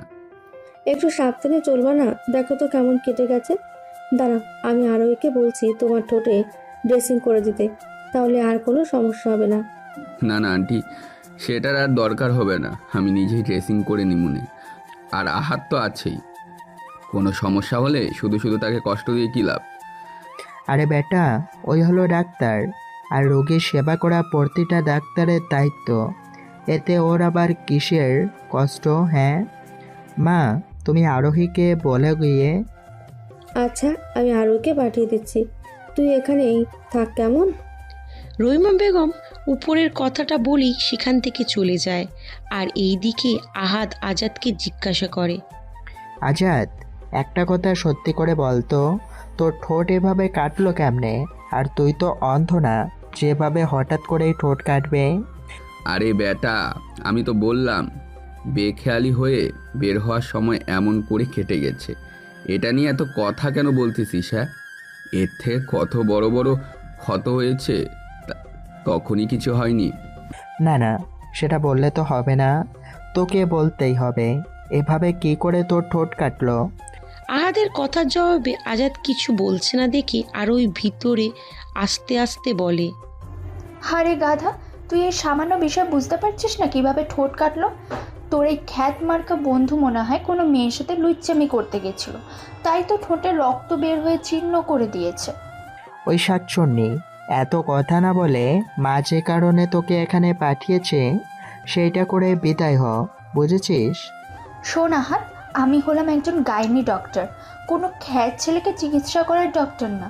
আর তাছাড়া তোর বন্ধু কে আমি চিকিৎসা করব, সেটা ভাবলে কি করে? আপনার সেবা আমার লাগবেও না, আমি নিজের যত্ন নিজেই করতে পারি। এই আহাত, ফার্স্ট এইড বক্সটা দে, আমি ড্রেসিং করে নিচ্ছি। তারপর আর কোনো কথা না বলে আজাদ একাই তুলার সাথে ওষুধ লাগিয়ে কাটা জায়গায় ভালো করে পরিষ্কার করে নেয়। তারপরে একটা ক্রিম লাগিয়ে রাখা ব্যান্ডেজ ছাড়া।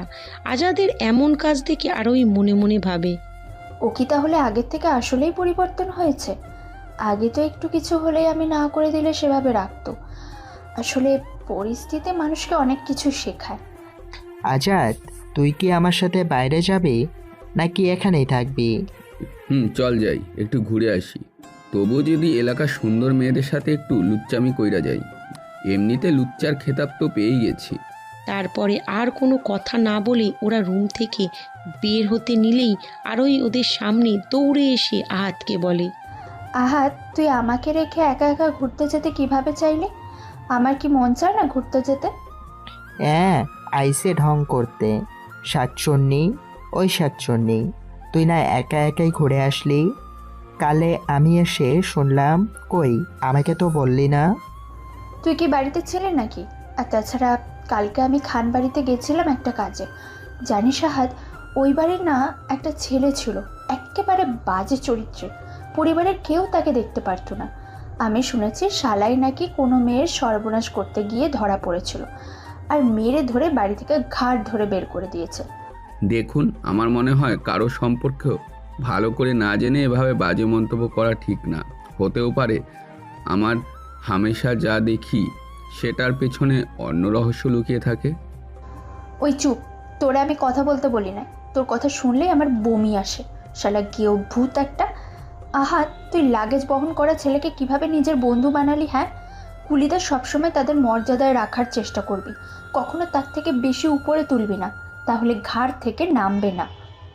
আরোহীর কথা শুনে আজাদ মনে মনে বলে, হায় রে মানুষ, একটা সময় যে মানুষটার একটা কথা না শুনলে তার রাতের ঘুম হতো না, আর সে আজ বলে কি না তার কথা শুনলেই বমি আসে। সবই আল্লাহর ইচ্ছে। আরোহী, তুই কি বললি? আজাদ আমার লাগেজ বহনকারী? মানে তুই জানিস ওকে?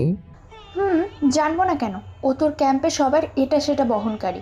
আরে গাধা, ওকে তুইও হয়তো আমার থেকে বেশি চিনিস না, হুদায় প্যাচাল পারিস। তোর কোথাও ভুল হচ্ছে।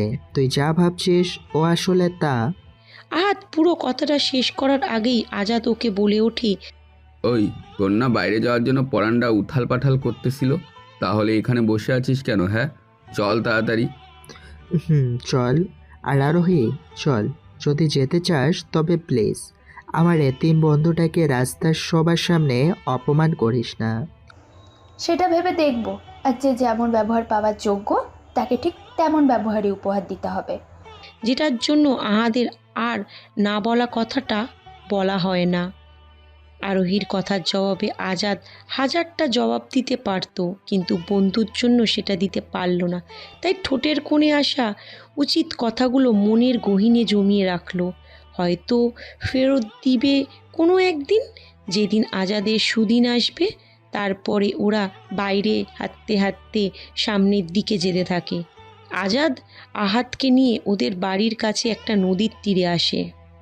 দোস্ত, এটা হলো আমাদের এখানকার বিখ্যাত নদী। আবার বলতেও পারিস জায়গা জমি থেকে নদী।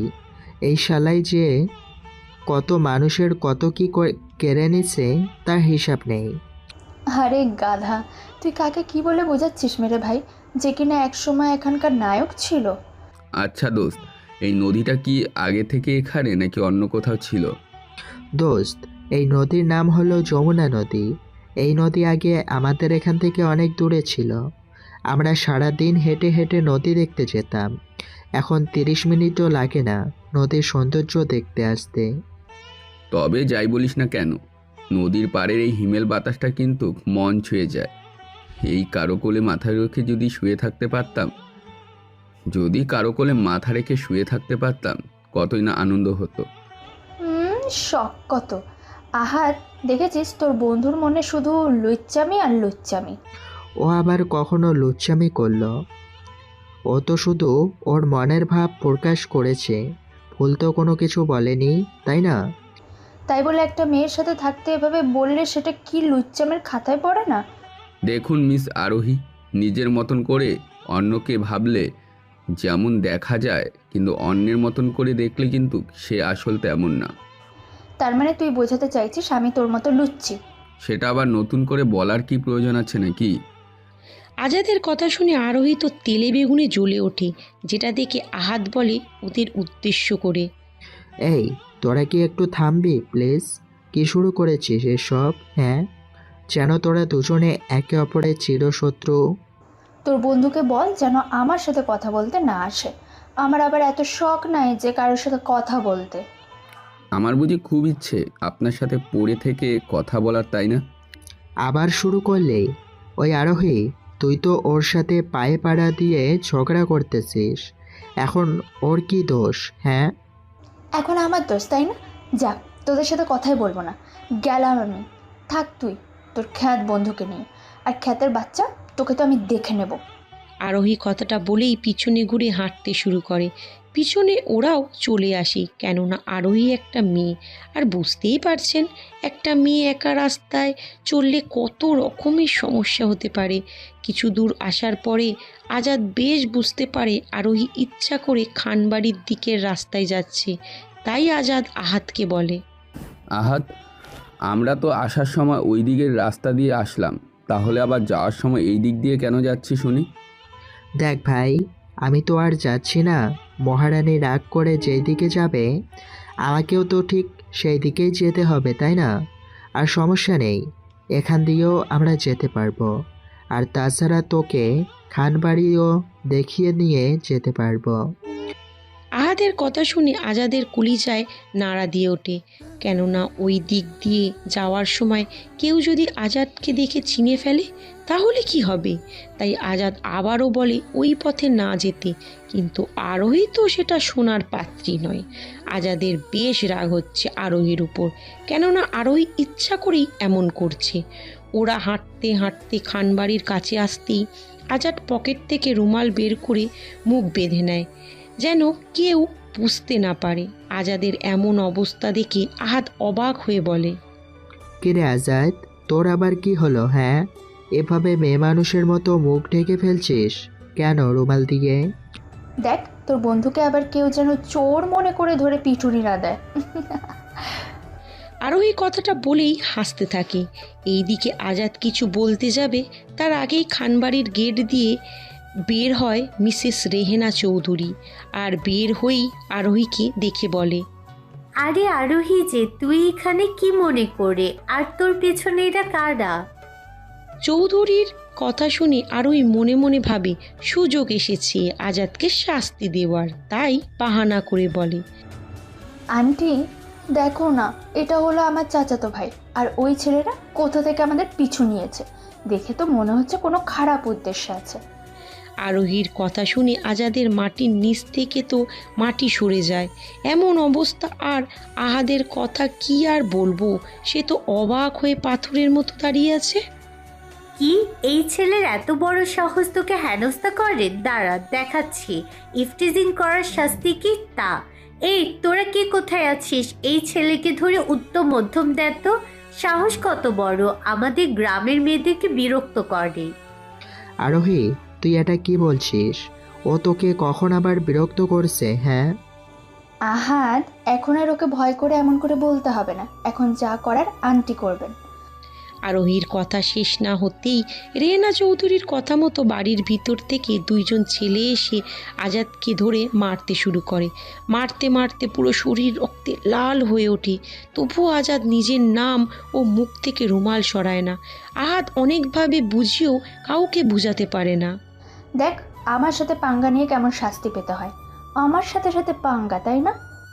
এত মাইরের পরেও আজাদ স্থির দাঁড়িয়ে আছে দেখে রেহেনা চৌধুরী বলে, ওর শরীর নিশ্চিত কোনো গন্ডারের চামড়ায় মোড়ানো, তাই এত মাইর খাওয়ার পরেও কিছু হচ্ছে না।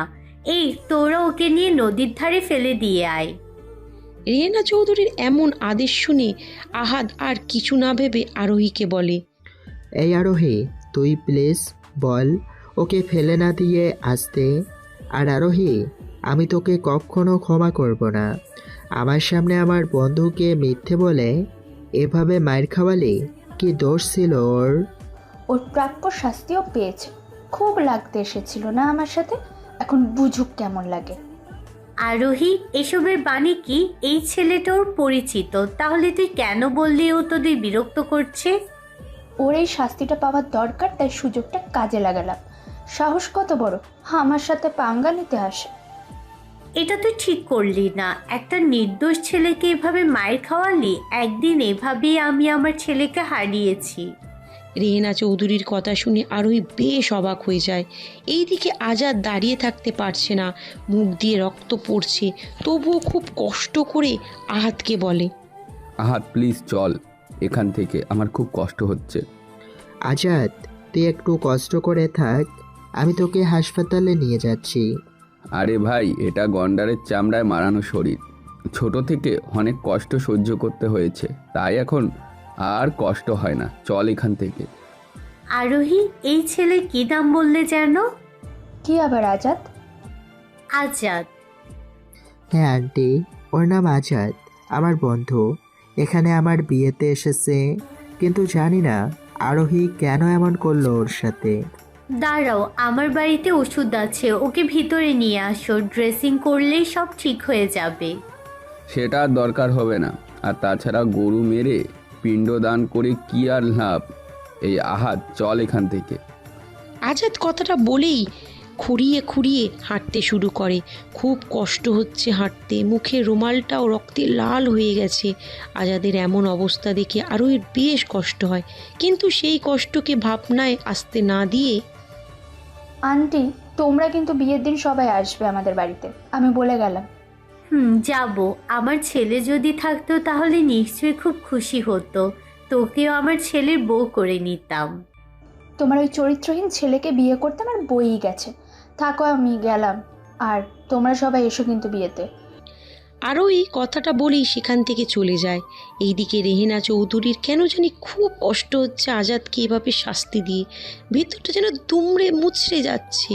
রেহেনা চৌধুরীকে এভাবে বাড়ির বাইরে দাঁড়িয়ে থাকতে দেখে তার বড় ছেলে আরিফ বলে, মা, তুমি এভাবে বাড়ির বাইরে দাঁড়িয়ে ওই দিকে দেখিয়ে কি সব চিন্তা করতেছ? হ্যাঁ, তোমার কি হয়েছে বলো? আরিফ, জানিস আজকে আরোহী আর ওর চাচাতো ভাই আহাদের সাথে একটা ছেলে এসেছিল, নাম বলল আজাদ। ছেলেটাকে বিনা দোষে আমি শাস্তি দিয়েছি। তারপর থেকে কেন জানি আমার খুব খারাপ লাগছে। তোমার মাথাটা একেবারেই গেছে। আজাদ নাম শুনলেই কেমন হয়ে যাও। কই, আগে তো এমনটা কখনো মনে করো নাই? আগে ছেলেটার সাথে সবসময় অন্যায় করেছি, একটুও ভাবিনি। তোরাও যেমন আমার পেটের সন্তান, ও তো তেমনই আমার পেটের সন্তান। আমি কি করে পারলাম এমন করতে ওর সাথে? দেখো, এইসব ভেবে শুধু শুধু কষ্ট না পেয়ে চলো ভেতরে যাই। আরোহীর বাবা সবাইকে দাওয়াত করেছে, সেখানে যেতে হবে, তাই কিছু কেনাকাটা করতে হবে। আরিফের কথা শুনে রেহেনা চৌধুরী আর কিছু না বলে সেখান থেকে আরিফের সাথে ভিতরে চলে আসে। এইদিকে আহাদ দ্রুত আজাদকে বাড়িতে নিয়ে আসে, কেননা আহাদ মনে মনে সিদ্ধান্ত নিয়েছে আরোহীকেই আজাদের ট্রিটমেন্ট করতে হবে। আজাদের এই অবস্থা দেখে আহাদের বাবা মা সহ সবাই এগিয়ে এসে প্রশ্নের পর প্রশ্ন করতে শুরু করে। আহাদ, এটা আমি কি দেখছি? তোরা তো ভালো মানুষ বের হয়ে গেলি ঘুরতে, তাহলে এখন আজদের এ অবস্থা কিভাবে হলো? হ্যাঁ, ওই তো আসার সময় এক জায়গায় দেখি মারামারি বেজেছে, তো আমাদের নায়কের দয়ার শরীরে সে গেল তাদের মারামারি থামাতে। ব্যাস, ওদের লাঠি এসে ওর শরীরে পড়তেই এমন হয়ে গেছে। তুই একটুও বুঝবি না? তোর মাথায় আসলে বুদ্ধি হবে না। এখন ওর বাবা শুনলে কি বলবে? দুঃখের বিষয় মা, ওর কোনো বাবা মা নেই, ও এতিম বলে আমি জানি। এখন দাঁড়িয়ে দাঁড়িয়ে কথা বলবা নাকি আরোহীকে বলে ওকে ড্রেসিং করে দিতে বলবা? তুই ওকে তোর রুমে নিয়ে যা, আমি আরোহীকে তাড়াতাড়ি পাঠিয়ে দিচ্ছি। আচ্ছা মা, ঠিক আছে, তুমি তাড়াতাড়ি ওই শাকচুন্নিকে পাঠাও। আহাদ কথাটা বলেই আজাদকে রুমে নিয়ে যায়। এইদিকে আরোহী বাড়ির ভিতরে পা রাখতেই রহিমা বেগম বলে ওঠে, আরোহী, তুই তাড়াতাড়ি আহাতের রুমে যা। আজাদের শরীর থেকে রক্ত বেরোচ্ছে, ওকে ড্রেসিং করিয়ে দিতে হবে। আমি কোনো ছোটো লোকের চিকিৎসা করতে পারবো না। তোমার ছেলেকে ওকে হাসপাতালে নিয়ে যেতে বলো। এই আরোহী, এটা কেমন কথা? হ্যাঁ, বাড়িতে একটা মেহমান অ্যাক্সিডেন্ট করেছে আর তুই তার চিকিৎসা না করে উল্টো কথা বলতেছিস? তোকে কি এই জন্য ডাক্তার বানিয়েছি নাকি? হ্যাঁ, যা তাড়াতাড়ি। রহমান সাহেবের কথার উপর আরোহী কোনো কথা বলতে না পেরে রাগী মুড নিয়ে আহাদের রুমে আসে, কেননা আরোহী রহমান সাহেবকে সেই ভয় পায়। এইদিকে আহাদের রুমে এসেই বলতে শুরু করে, ওই আহাদের বাচ্চা, তুই ভাবলি কি করে আমি ওকে সেবা করবো? হ্যাঁ, যা ওকে নিয়ে পশু ডাক্তারের কাছে যা। আরোহী দেখ, তুই যে উল্টাপাল্টা কথা বলিস তো আমি কিন্তু বাবাকে বলে দেব তুই নাটক করে আজাদকে মার খাইয়েছিস। না না, সেটা বলার দরকার নেই। তুই আমার রুম থেকে এইডস বক্সটা নিয়ে আয়, আমি ওকে জন্মের শিক্ষা দিচ্ছি। দেখ আরোহী, ও এমনিতেই কখনো খুশি মনে থাকে না, তবুও কেন তুই ওর সাথে এমন করস? আমি ওকে কখনো হাসতে দেখিনি। আরে বেটা, ওর মুখে হাসি দেখলে সবাই দৌড়ে পালাবে, তাই হয়তো হাসে না। আরোহীর সাথে ফালতু কথা না বলে আহাদ দৌড়ে গিয়ে আরোহীর রুম থেকে মেডিসিন বক্স ও এইডস বক্স নিয়ে আসে। এই যে নে, ধর, আর ঠিকমতো চিকিৎসা কর, তখন মিথ্যে না বললে এমন হতো না। আচ্ছা আরোহী, একটা কথা বল, আজাদ আমার সাথে আমাদের বাড়িতে আসলো এই প্রথম, তাহলে তুই ওর সাথে কেন এমন করতেছিস? আমার ভালো লাগে তাই। এতে তোর কোনো সমস্যা? হ্যাঁ, কথা না বলে চুপচাপ ওকে ধরে থাক, না হলে ইঞ্জেকশন দেখে দৌড়ে পালাতে পারে। আমার বন্ধু এত ভীতু না যে পালিয়ে যাবে, বুঝেছিস? এখন কথা না বলে কাজ কর। ইস, আজকে যদি ওর বাবা মা বেঁচে থাকতো তাহলে নিশ্চয়ই ওকে জড়িয়ে ধরে কান্না করতো, কতই না সেবা করতো। আহাদের এমন কথা শুনে আরোই মনে মনে বলে, আরে বেটা, যে ওকে মায়ের খাওয়ালো সেই তোর মা, আর ছোটোকাল থেকে ও মার খেয়েই আসছে, আজকে নতুন নাকি? মনটায় চায় ওকে গলা টিপে মেরে ফেলি। এভাবে আরোই নানান কথা ভাবতে ভাবতে সুন্দর করে আজাদের ট্রিটমেন্ট করে। আজাদ অবাক দৃষ্টিতে আরোইয়ের দিকে তাকিয়ে আছে। আজাদের খুব করে ইচ্ছা হচ্ছে আরোইকে এইভাবে ওকে সারা জীবন ধরে রাখুক। আহাত, ওকে বলে দে এই ওষুধগুলো যেন নিয়মিত খায়, না হলে আমার কিছু বলার নেই। সে আমি খাওয়াবো নি, সেটা নিয়ে তোর এত চিন্তা করতে হবে না। ওকে নিয়ে চিন্তা করতে আমার বইই গেছে। তোর বন্ধু, তুই চিন্তা কর, যা আমি গেলাম। আরোহী চলে যাবে এমন সময় আজাদ পিছন থেকে ডেকে বলে, এই যে আমাকে এত সুন্দর করে আদরে হাতে সেবা করার জন্য অনেক অনেক ধন্যবাদ। তোরই তো ইচ্ছে করছিল গলার টিপে মেরে ফেলি, ভাগ্যিস বড় আব্বু মারবে বলে কিছু করলাম না। আমি তো মরেই যেতে চাই। অনেকবার নিজে থেকে মরার চেষ্টা করেছি, কিন্তু কখনো সফল হতে পারিনি। গাছের ডালে চড়েছি, ভেঙে গেছে। গাড়ির নিচে মাথা দিয়েছি, থেমে গেছে। ট্রেনের রাস্তায় শুয়েছি, ট্রেন অন্য লাইনে চলে গেছে। এখন আপনার হাতে আমাকে চাপ দিলে হয়তো মরতে পারতাম। আমার মুখে মরার কথা শুনে আরোহী আর কিছু বলল না, নীরব হয়ে তাকিয়ে আছে। আরোহী চিন্তা করছে আসলে একটা মানুষের জীবন কতটা কষ্ট হলে নিজেকে শেষ করে দেওয়ার কথা ভাবে। দোস্ত, তুই চুপ থাক। আর আরোহী, ওর সাথে আজকে তুই যে অন্যায় করেছিস সেটার খেসারত এক সময় তোকে ঠিকই দিতে হবে, দেখিস। আমিও সেই দিনটার অপেক্ষায় রইলাম। কেমন?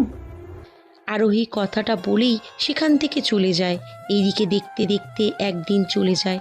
এখন আজাদ আগের থেকে একটু সুস্থ, তবে ঠিকমতো হাঁটতে পারে না। আজাদ রুমে বসে আছে। এমন সময় আরোহী এসে আজাদকে বলে, আচ্ছা, তোর শরীর কি দিয়ে তৈরি বলতো? এত মারার পরেও তোর কিছুই হলো না? দেখো আরোহী, আমি একটা রক্তে মাংসের গড়া মানুষ। আমি কোনো পাথর নই যে তোমাদের অত্যাচার আমার কষ্ট হবে না।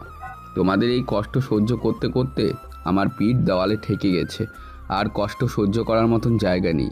কি পাও আমার সাথে এমন করে? আমি কি অন্যায় করেছি বলতে পারো? প্লিজ আমাকে একটু শান্তিতে কয়েকটা দিন থাকতে দাও।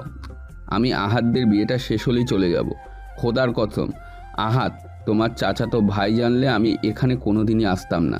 এমনকি আমার মরণ যদি হয় তবু এখানে আমার লাশ আসবে না। আজাদ কথাগুলো একদমে বলে চোখের জল মুছে নেয়। এইদিকে আরোহীর খুব কষ্ট হচ্ছে আজাদের সাথে এমন করে।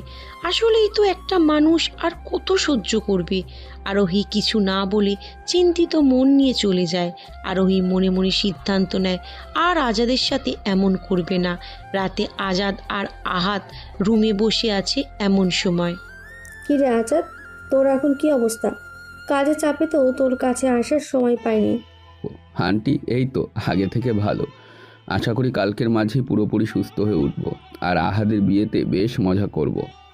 আচ্ছা বাবা, ঠিক আছে, আমিও সেটাই চাই।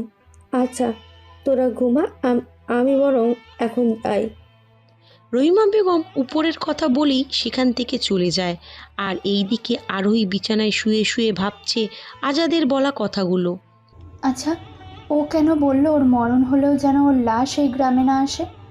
মানুষ কত অভিমান বুকে জমা হলে এমন কথা বলতে পারে? আল্লাহ, না, আমি আর ওর সাথে খারাপ ব্যবহার করব না। আমি এত এত অবহেলা করি, অথচ ও আমার সাথে কখনোই খারাপ ব্যবহার করেনি। আরোহী এইসব ভাবতে ভাবতে ঘুমিয়ে যায়। পরের দিন সকালে সবাই মিলে সিদ্ধান্ত নেয় আহাদ আর আরোহী আজাদকে সাথে নিয়ে গায়ে হলুদে সব কিছু কিনতে যাবে। তো কি আর করা, আজাদ না চাইতেও আহাদের জোড়াজুড়িতে যেতে হয় শপিং মলে আসার পরে। দোস্ত, তোরা বরং কেনাকাটা কর, আমি বাইরে বসে আছি। আমি আবার এত কিছু চিনি না তো। কেন, তুই আমাদের সাথে যাবি না কেন? হ্যাঁ আজাদ, একবার বললাম, আমাকে রাগিয়ে দিস না, তাহলে কিন্তু খুব খারাপ হয়ে যাবে বলে দিলাম। দোস্ত জানা, তোদের সাথে আমাকে এত দামি শপিং মলে একেবারেই মানায় না। আমি মানানসই মানুষগুলোর মাঝে একেবারেই বেমানান একজন মানুষ। আজাদের এমন কথা শুনে আরোহী বেশ বুঝতে পারে আজাদ কষ্টগুলোকে বুকে চেপে আরোহীকে মিস করেই ফেলছে। আরোহী একটু নরম কণ্ঠে বলে, আমাদের সাথে চল তো, গেলে কিছুই হবে না। আর তাছাড়া এই শপিং মলটা সবার জন্যই, শুধু ধনীদের জন্য না। আরোহীর মুখে এমন কথা শুনে আজাদ ও আহাদ দুজনেই বেশ অবাক হয়ে তাকিয়ে আছে আরোহীর দিকে। সেটা দেখে আরোহী বলে, আমি কোনো ভিন্ন গ্রহের প্রাণী নাকি যে আমার দিকে এভাবে তাকাতে হবে? হ্যাঁ, না মানে এ যেন ভূতের মুখে রাম রাম বলার মতো ব্যাপার। আরোহী, তুই যাকে দেখতেই পারতি না তাকে এভাবে বলতেছিস, কেসটা কি? না, অনেক ভেবে দেখলাম একটা এতিম ছেলের সাথে আমার মজার ছলে হলেও এমনটা করা মোটেও ঠিক হচ্ছে না। যাক, অবশেষে আমার বন্ধুকে তুই বুঝতে পেরেছিস, সেটাই অনেক। আজাদ, এখন চল তো, আর রাগ করিস না। এবার কেন জানি আজাদ মানা করতে পারল না। আজাদ ওদের সাথে ভিতরে যায় আর সব কিছু ঠিকঠাকভাবে কিনে নেয়। কাপালদের জন্য একই ড্রেস কিনেছে। এইদিকে আরোহী বুদ্ধি খাটিয়ে ওদের দুজনের চোখকে ফাঁকি দিয়ে একই শাড়ি আর পাঞ্জাবি কিনে নেয়। তারপরে ওরা একটা রেস্টুরেন্টে খেতে বসে। আর তারপরের দিন সন্ধ্যায় সবাই রেডি হয়ে বাইরে বসে আছে, কিন্তু আরোহীর আসার কোনো নামগন্ধই নেই। অনেকটা সময় পর আরোহী সিঁড়ি দিয়ে নামছে। সবাই হাঁ করে আরোহীর দিকে তাকিয়ে আছে। খুব সুন্দর লাগছে আরোহীকে, সেটার জন্য না, বরং আরোহী আর আজাদ একই ম্যাচিং ড্রেস পরে সেটার জন্য। আজাদ যেন ওর চোখকে বোঝাতেই পারছে না এমনটা কিভাবে হতে পারে। তবে আরোহীকে বেশ খুশি খুশি লাগছে। আহাদ আরোহীর কানে কানে বলে, কিরে নেই, আমার বন্ধুকে দেখতেই পারস না? সেই প্রশ্ন তো আমি করব তোদের, কেননা বিয়েতে গায়ে হলুদের ড্রেস তো তোরা ম্যাচিং করে কিনেছিস, আমি তো আর কিনিনি, তাই না? সেটাও তো কথা। আচ্ছা, যা হবার তা হয়ে গেছে, এটা নিয়ে আর কথা বলার দরকার নেই। আর তাছাড়া তোদের দুজনকে ভালো মানিয়েছে, যেন মেক ফর ইজ আদার। আরোহী আয়াদের কথা শুনে মুচকি এসে সবার সাথে হাঁটতে শুরু করে। কিন্তু বিপত্তি ঘটে গাড়িতে ওঠা নিয়ে। কেননা আজাদ আর আহাদকে একই গাড়িতে উঠতে হবে আর আবার একই সাথে যেতে হবে। আজাদ না চাইলেও আরোহী বেশ আগ্রহ আছে, বোঝাই যাচ্ছে। আজাদ আরোহীকে বলে, একদিনেই মানুষ এতটা পরিবর্তন কিভাবে হতেও পারে? তো আচ্ছা, তোমার মনে আবার আগের মতন মতলব নেই তো? আমি এখন আর কাউকে বিশ্বাস করতে পারি না। তোমাকে বিশ্বাস করতেই বা বলেছে কে? হ্যাঁ, তুমি চুপচাপ চলো আর কোনো কথা বলবে না। তবে হ্যাঁ, আমার খুব ভালো লাগছে। আজাদ আর আরোহীর কথা শুনে কিছুই বলে না। ওরা আয়শাদের বাড়িতে পৌঁছে যায়। খাবার পর্ব শেষ করার সময় আজাদ বেশ কিছু লক্ষ্য করে হিমি বারবার আজাদকে কিছু একটা বলতে চাচ্ছে, যেটা আরোহীর জন্য বলতে পারছে না। হিমি সাহস করে আজাদের কাছে এসে বলে, এই যে মিস্টার, আমি আপনাকে একটা কথা বলতে চাই। যদি একটু সাইডে আসতেন তাহলে বলতে পারতাম। কি এমন কথা বলবে যা এখানে বলা যাবে না? আমাকে দূরে যেতে হবে? আরে বাবা, সব কথা কি আর সবার সামনে বলা যায় নাকি? আমি বলছি সাইডে আসতে তো আসবেন। না, যাবে না। তোকে যা বলার আমার সামনেই বলতে হবে, না হলে তোর কথা তোর কাছেই রাখ, বলতে হবে না। আশ্চর্য, আমি তাকে কথা বলতে চাচ্ছি, সেটা আপনার সামনে কেন বলবো? আর আপনি কে যে আমি আপনার সামনেই বলবো? হ্যাঁ, আমার সামনে বলতে হবে, কারণ আমি ওর হবু বধূ। তোর কোনো সন্দেহ আছে? হবু বধূ মানে?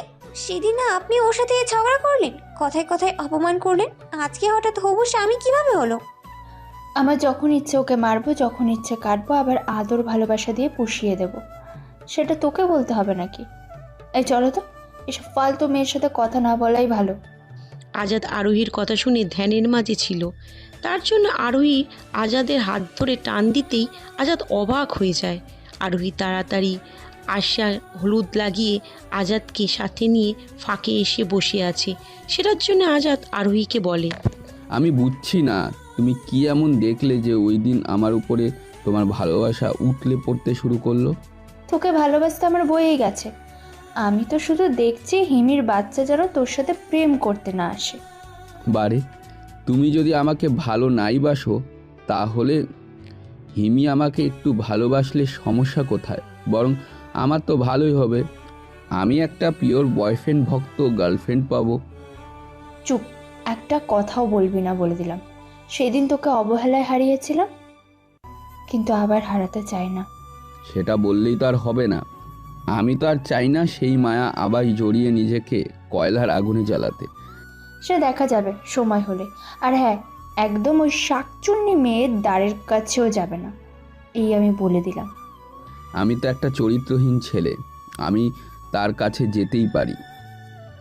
আর তাছাড়া আমি কারো কাছে গেলে তাতে তোমার কি? তুমি আমার কে হও? এই কুত্তা, তুই জানিস না আমি তোর কে হই? হ্যাঁ, খবরদার এই প্রশ্নটা আমাকে দ্বিতীয়বার করবি না, তাহলে আমি কি করব সেটা নিজেও জানি না। আরোহী আজাদের কলা ধরে রাগীভাবে উপরের কথা বলে। এইদিকে আজাদ মনে মনে ভাবে, এই তো ধীরে ধীরে আমার মায়া জড়িয়ে যাচ্ছিস। একবার শুধু আমার মায়া হারিয়ে দেখ, কখনো অন্ধকার রাস্তা থেকে বের হতেই পারবি না। আমার সাথে যা করেছিস সেটা মনে হলেই বুকের মাঝে নিভে থাকা তুষের আগুন ঘন ঘন করে জ্বলে ওঠে। আরোহী, আমি তোদের কাউকেই ক্ষমা করব না। আজাদ আরোহীর এমন আচরণে কিছু বলছে না, কি যেন ভাবছে। সেটা দেখে আরোহী আজাদকে ধাক্কা দিয়ে বলে, এই তোমার কি হয়েছে যে এভাবে আনমনা হয়ে আছো? হ্যাঁ, কি ভাবছো এভাবে শুনি? ও হ্যাঁ, কিছু না, এমনি ওদিকে দেখছিলাম একটা নির্দোষ ছেলেকে কিভাবে নিজের কয়লার আগুনে পুড়িয়ে নিজেকে ইটের মতন শক্ত করে রেখেছে। আজাদের এমন কথার জবাবে আরোহী কিছুই বলতে পারে না। কি বা বলবে? সে তো ওর মনের কষ্টের উৎপত্তির কথা সবই জানে, আর সে যা করেছে সেটাও কখনো ক্ষমার যোগ্য না। ওরা সবাই আয়শাকে হলুদ দিয়ে শেষ হলে বাসায় চলে আসে। আজাদ ছাদে দাঁড়িয়ে আকাশের দিকে তাকিয়ে আনমনে কিছু একটা নিয়ে গভীর চিন্তায় মগ্ন আছে। হঠাৎ পিছন থেকে একটা মেয়েলি কণ্ঠ শুনে আজাদের ধ্যান ভেঙে যায়। আজাদ পিছন ফিরে দেখে আরোহী দাঁড়িয়ে আছে। এভাবে একা একা ছাদে দাঁড়িয়ে আকাশের দিকে কি দেখো? আকাশে নিশ্চয়ই তোমার সাথে করা সেই বেইমানের ছবি ভেসে নেই। আর তাছাড়া এত রাতে ছাদে এসেছো, যদি ভূত পেতনি তোমাকে নিচে ফেলে দেয় কি হবে? আমাকে ফেলে দিতে এসে ভূত পেতনি নিজেই ভয় পেয়ে যাবে, কেননা যেই মানুষটা ছোটবেলা থেকেই ভয়কে নিয়ে বড় হয়েছে সে কিভাবে নতুন করে ভয় করবে? আচ্ছা, তুমি এভাবে আমার সোজা সাপটা কথার উত্তরে তেড়া করে উত্তর দাও কেন? সমস্যা কি তোমার? হ্যাঁ, দেখো আরোহী, আমি মানুষটা কয়লার আগুনে পোড়া ইটের মতন, একটু বাঁকা একটু সোজা, তো এমন তেরামি তো থাকবেই, তাই না? আচ্ছা, তোমার কি মনে হয় সেদিন তোমার সাথে যা করেছি সেটা সবটাই ভুল ছিল? কোনোটাই কি ভালোবাসার অধিকার ছিল না তোমাকে পাওয়ার জন্য? ভালোবাসার অধিকার? শোনো, ভালোবাসার অধিকার কখনো কারো সম্মান নষ্ট করে হয় না। যাই হোক, এত রাতে তোমাকে আমার সাথে ছাদে দেখলে সবাই খারাপ বলবে, আর আমি চাই না আমার মতন তোমার নামের পাশেও চাঁদের মতন কলঙ্কের দাগটা লাগুক। সো চলে যাও এখান থেকে। এভাবে বলছো কেন? আমি তো তোমার মায়ের নিজেকে ডুবিয়ে আগের সব কিছু ভুলতে চাই। দেখতে চাই তোমার কোলে মাথা রেখে চাঁদনি রাতে আকাশের কোটি কোটি তারার মেলা। চাইলেই কি আর সব কিছু ভুলে যাওয়া যায়? সব স্মৃতি যে কখনো ভোলা যায় না, কিছু স্মৃতি যে কখনো ভোলা যায় না, কিছু কিছু স্মৃতি হৃদয়ের গহীনে খোদাই হয়ে থাকে, না মুছে ফেলা যায় আর না যত্নে রাখা যায়। সেটা হয়তো পারা যায় না, তবে হৃদয়ে খোদাই করা নামটাই ময়লা পড়া স্তূপটাকে সরিয়ে পরিষ্কার তো রাখা যায়। সেটা সম্ভব না, কেননা কিছু কিছু ময়লা স্তূপে কেউ প্রবেশ করতে চায় না দুর্গন্ধের কারণে। তুমি জানো না, এই অন্তরটা বিষাক্ত দুর্গন্ধে ভরে গেছে। আমি তোমার মনে জমে থাকা সেই দুর্গন্ধযুক্ত ময়লাকে আমার ভালোবাসার মাস্ক পেরে পরিষ্কার করে আবার নতুন করে সাজাতে চাই। সব জায়গাকে নতুন করে সাজানো যায় না, কেননা এই মনের জমিটায় আগাছায় ভরা। তুমি এখন প্লিজ চলে যাও, আমার ঘুম আসছে না, তাই তারাদের সাথে নিজের সুখটাকে ভাগ করেছি। আমিও না হয় ওই তারাদের মতো তোমার মনের গহীনে লুকিয়ে থাকা একটু কষ্টের বাজার থেকে সুখের ভাগ নেব। তোমার ওই 2 GB মেমোরিতে আমার এই কষ্টের আল্ট্রা হাইগ্রাফিক সুখের ছবি সাপোর্ট করবে না। জানি তোমার সাথে কথা বলে যুক্তিতে পারবো না, তাই আমি আর বেশি কিছু বলতে চাই না। তুমি থাকো, আমি চলে যাব। আমি নতুন করে আবার কাউকে আমার এই কষ্টের দোকানে পণ্য করতে চাই না। আজাদ কথাটা বলেই আরোহীর কোনো কথা না শুনে সেখান থেকে নিচে চলে আসে। এইদিকে পরের দিন বিয়ের জন্য সকাল থেকে ওই বাড়িতে মানুষের আনাগোনা বাড়তে থাকে। আজাদ আজকে রুম থেকে বের হচ্ছে না, কেননা ও জানে ওর বাড়ি থেকে সবাই আসবে। আজাদ রুম থেকে বের হচ্ছে না দেখে আহাদ বলে, আমি জানি মেয়েরা মানুষের লজ্জার বাইরে যেতে শরম করে। এখন তো দেখছি তার উল্টো, তুই মেয়েদের মতো লজ্জা পেয়ে রুম থেকেই বের হচ্ছিস না। মামা তুই যাই বলিস না কেন, আমার বাইরে একদম ভালো লাগে না। প্লিজ এটা নিয়ে আর একটাও কথা বলিস না। তোর যা মন চায় তুই সেটাই কর, আমি চলে গেলাম, কেমন? আহাদ কথাটা বলেই সেখান থেকে চলে যায় আর আজাদ বিছানায় বসে থাকে। কিছু সময় পর আরোহী এসে আজাদকে বলে, কি ব্যাপার, সবাই নতুন নতুন পোশাক পরে বিয়েতে যাওয়ার জন্য রেডি হচ্ছে আর তুমি এখনো বসে আছো ছেলের বন্ধু হয়ে? আমার মতন ভিখারি বিয়েতে গেলে সবাই কি মনে করবে, তাই তো নিজেকে আড়াল করে রেখেছি যেন কেউ দেখতে না পায়। এসব কথা বলে আমাকে কেন অপমান করছো বলো? আমি যে আগের সব কিছুর জন্য লজ্জিত। এই কষ্ট যে আমাকে পুড়ে পুড়ে খায়, বুকটা ছিঁড়ে দেখতে ইচ্ছে করে কত বড় কষ্টের পাহাড় তৈরি হয়েছে, যেই পাহাড়ের উচ্চতা দূর থেকে পরিমাপ করা যায় না। আমি এত কিছু বুঝি না, তুমি এখন রেডি হবে ব্যাস, আর এই পোশাক পরে না। সেদিন আয়েশা ভাবি তোমার জন্য পছন্দ করে কিনেছে, এখন বোনের জিনিস নিশ্চয়ই ফিরিয়ে দেবে না? এভাবে ওরা আরও অনেক কথা বলে। আরোহী নানান কথা বলে বলে আজাদকে রেডি হতে বাধ্য করে। আজাদ রেডি হয়ে বাইরে আসতে যাবে, এমন সময় আরোহী পিছন থেকে বলে, এই দাঁড়াও, আগে তোমার উপর থেকে নজর সরিয়ে দিই, না হলে আমার প্রপার্টির উপরে ওই শাকচুনির নজর লাগতে পারে। আরোহীর এমন কথা শুনে আজাদ কিছু না বলে, ঠোঁটের কোণে মুচকি একটা হাসি দিয়ে রুম থেকে বেরিয়ে আসে। আজাদ পিছনে ফিরে সামনের দিকে যেতে নিয়ে একটা মেয়ের উপর ধপাস করে পড়ে যায়। মেয়েটা আজাদকে ধাক্কা দিয়ে উপর থেকে ফেলে দিয়ে বলতে থাকে, ওই হনুমানের বাচ্চা, চোখ কি বাড়িতে রেখে চলিস নাকি? হ্যাঁ, মন্ডায় চায় জুতা পেটা করে গাল লাল করে দি। মেয়ে মানুষের নরম শরীর দেখলেই গায়ে পড়তে ইচ্ছে করে। হ্যাঁ দেখুন, আমি আসলে খুব দুঃখিত যে আমি আপনাকে একটুও দেখতে পাইনি অন্যমনস্ক থাকার কারণে। প্লিজ কিছু মনে করবেন না। আমি কি ছোট বাচ্চা নাকি যে তুই চোখে দেখবি না? কই গো রাইসার বাপ, এখানে এসে দেখে যাও, এই ছেলেটা আমার সাথে অসভ্যতামি করার চেষ্টা করছে। আজাদ তো ওনার কথা শুনে অবাক হয়ে যায়। তার কথা শুনে সবাই সেখানে এসে উপস্থিত হয়। এইদিকে ওই মহিলার স্বামী এসে আজাদের দিকে না দেখেই এলোপাতাড়িভাবে থাপ্পড় দিতে থাকে। আর ওই এক কোণায় দাঁড়িয়ে আছে, কিছু বলার সাহস হচ্ছে না। এইদিকে হঠাৎ করেই আজাদের উপরে চোখ আটকে যায় রেহেনা চৌধুরী। উনি তাড়াতাড়ি আরিফকে ডেকে বলে, আরিফ থাম, আর ওকে মারিস না, ও যে আর কেউ না, ও আমার সে অভাগা ছেলে আজাদ। না, আপনি ভুল বলছেন, আমি কারো ছেলে না। আমার এই পৃথিবীতে আপন বলতে কেউ নেই, আমি একটা এতিম ছেলে। আজাদের কথা শুনে আরিফ তাকিয়ে দেখে আসলেই এটা ওর ছোট ভাই আজাদ। রেহেনা চৌধুরীর মুখে আজাদের ছেলে বলতে দেখে সবাই অবাক হয়ে তাকিয়ে আছে। আর আহাদের কথা কি আর বলবো, ও তো যেন পাথরের মূর্তির মতো দাঁড়িয়ে আছে। এইদিকে রেহেনা চৌধুরী আছে কাছে এসে আহাদের বাবাকে বলে, বলেন ভাবি, এটাই তাহলে আপনার সেই হারিয়ে যাওয়া মানে বাড়ি থেকে মেরে তাড়িয়ে দেওয়া ছেলে আজাদ? ওর সাথে যে আমরা অন্যায় করেছি সেটার শোধ কোনো কিছুতেই হবে না। একটু খুলে বলেন তো আসল ঘটনাটা কি? আপনি জানেন আমার ছেলেকে আমি মারি কাটি যাই করি না কেন বাড়িতেই রেখেছিলাম, কিন্তু এই আরোহীর একটা ভুলে ওকে বাড়ি থেকে সরাতে বাধ্য হয়েছিলাম।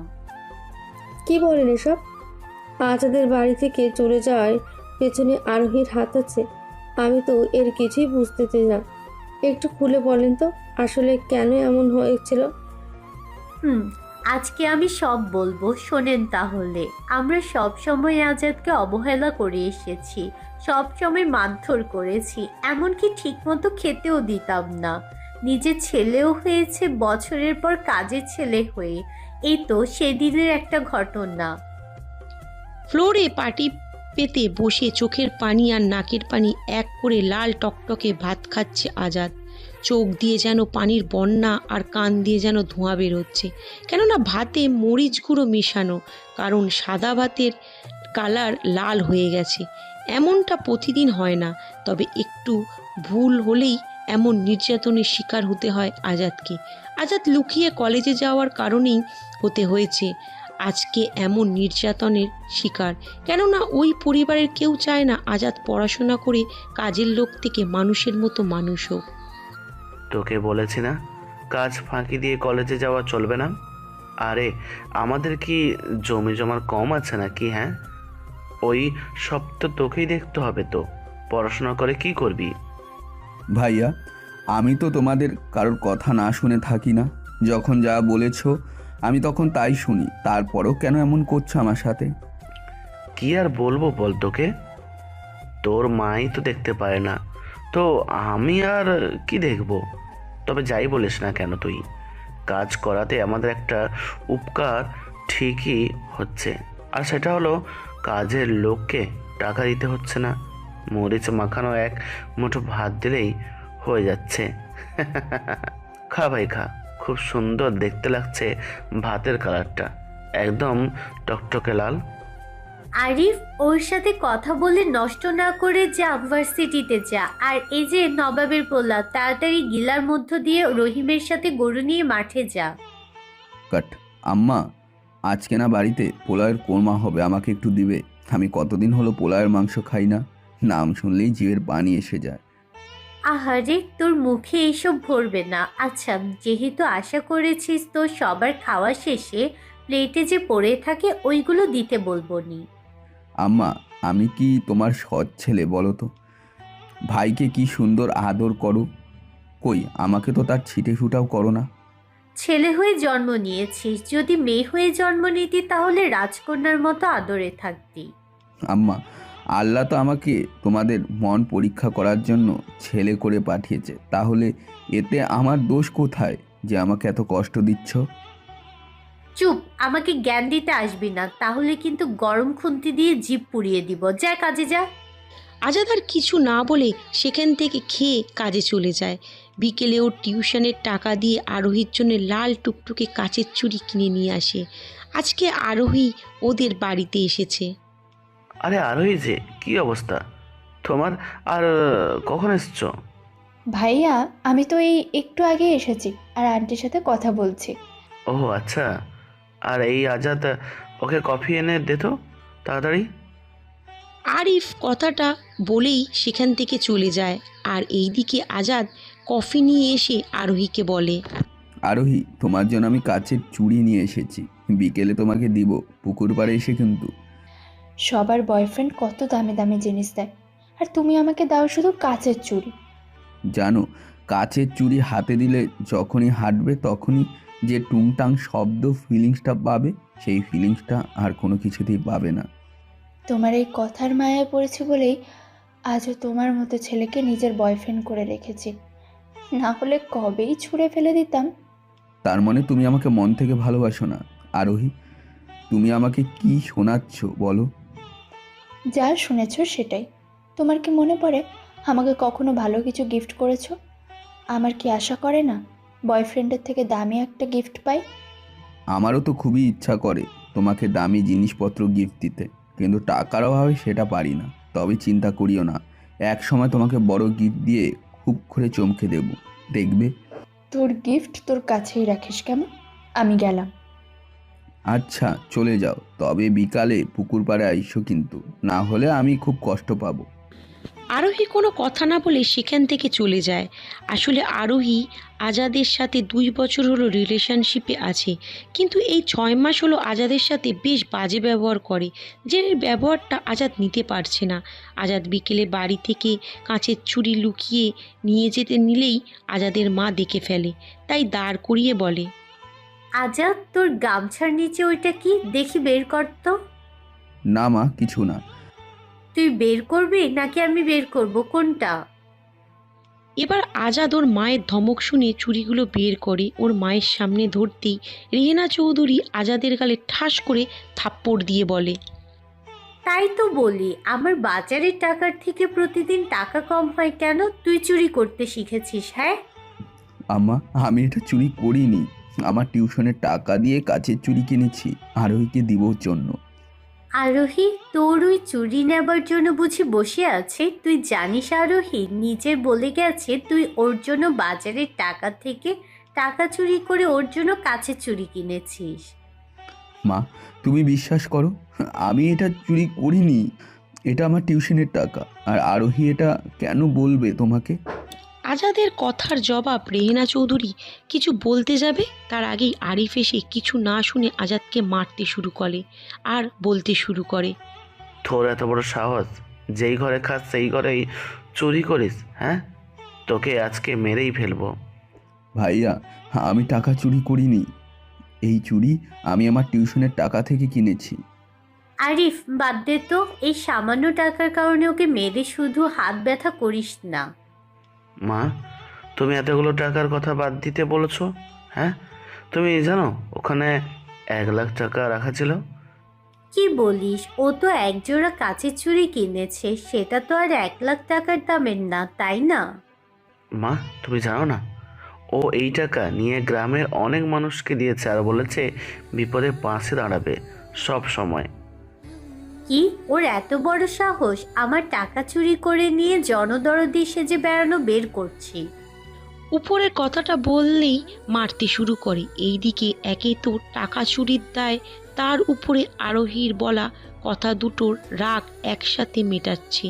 মারতে মারতে মা ও ছেলেকে আজাদকে মাটিতে লুটিয়ে ফেলে।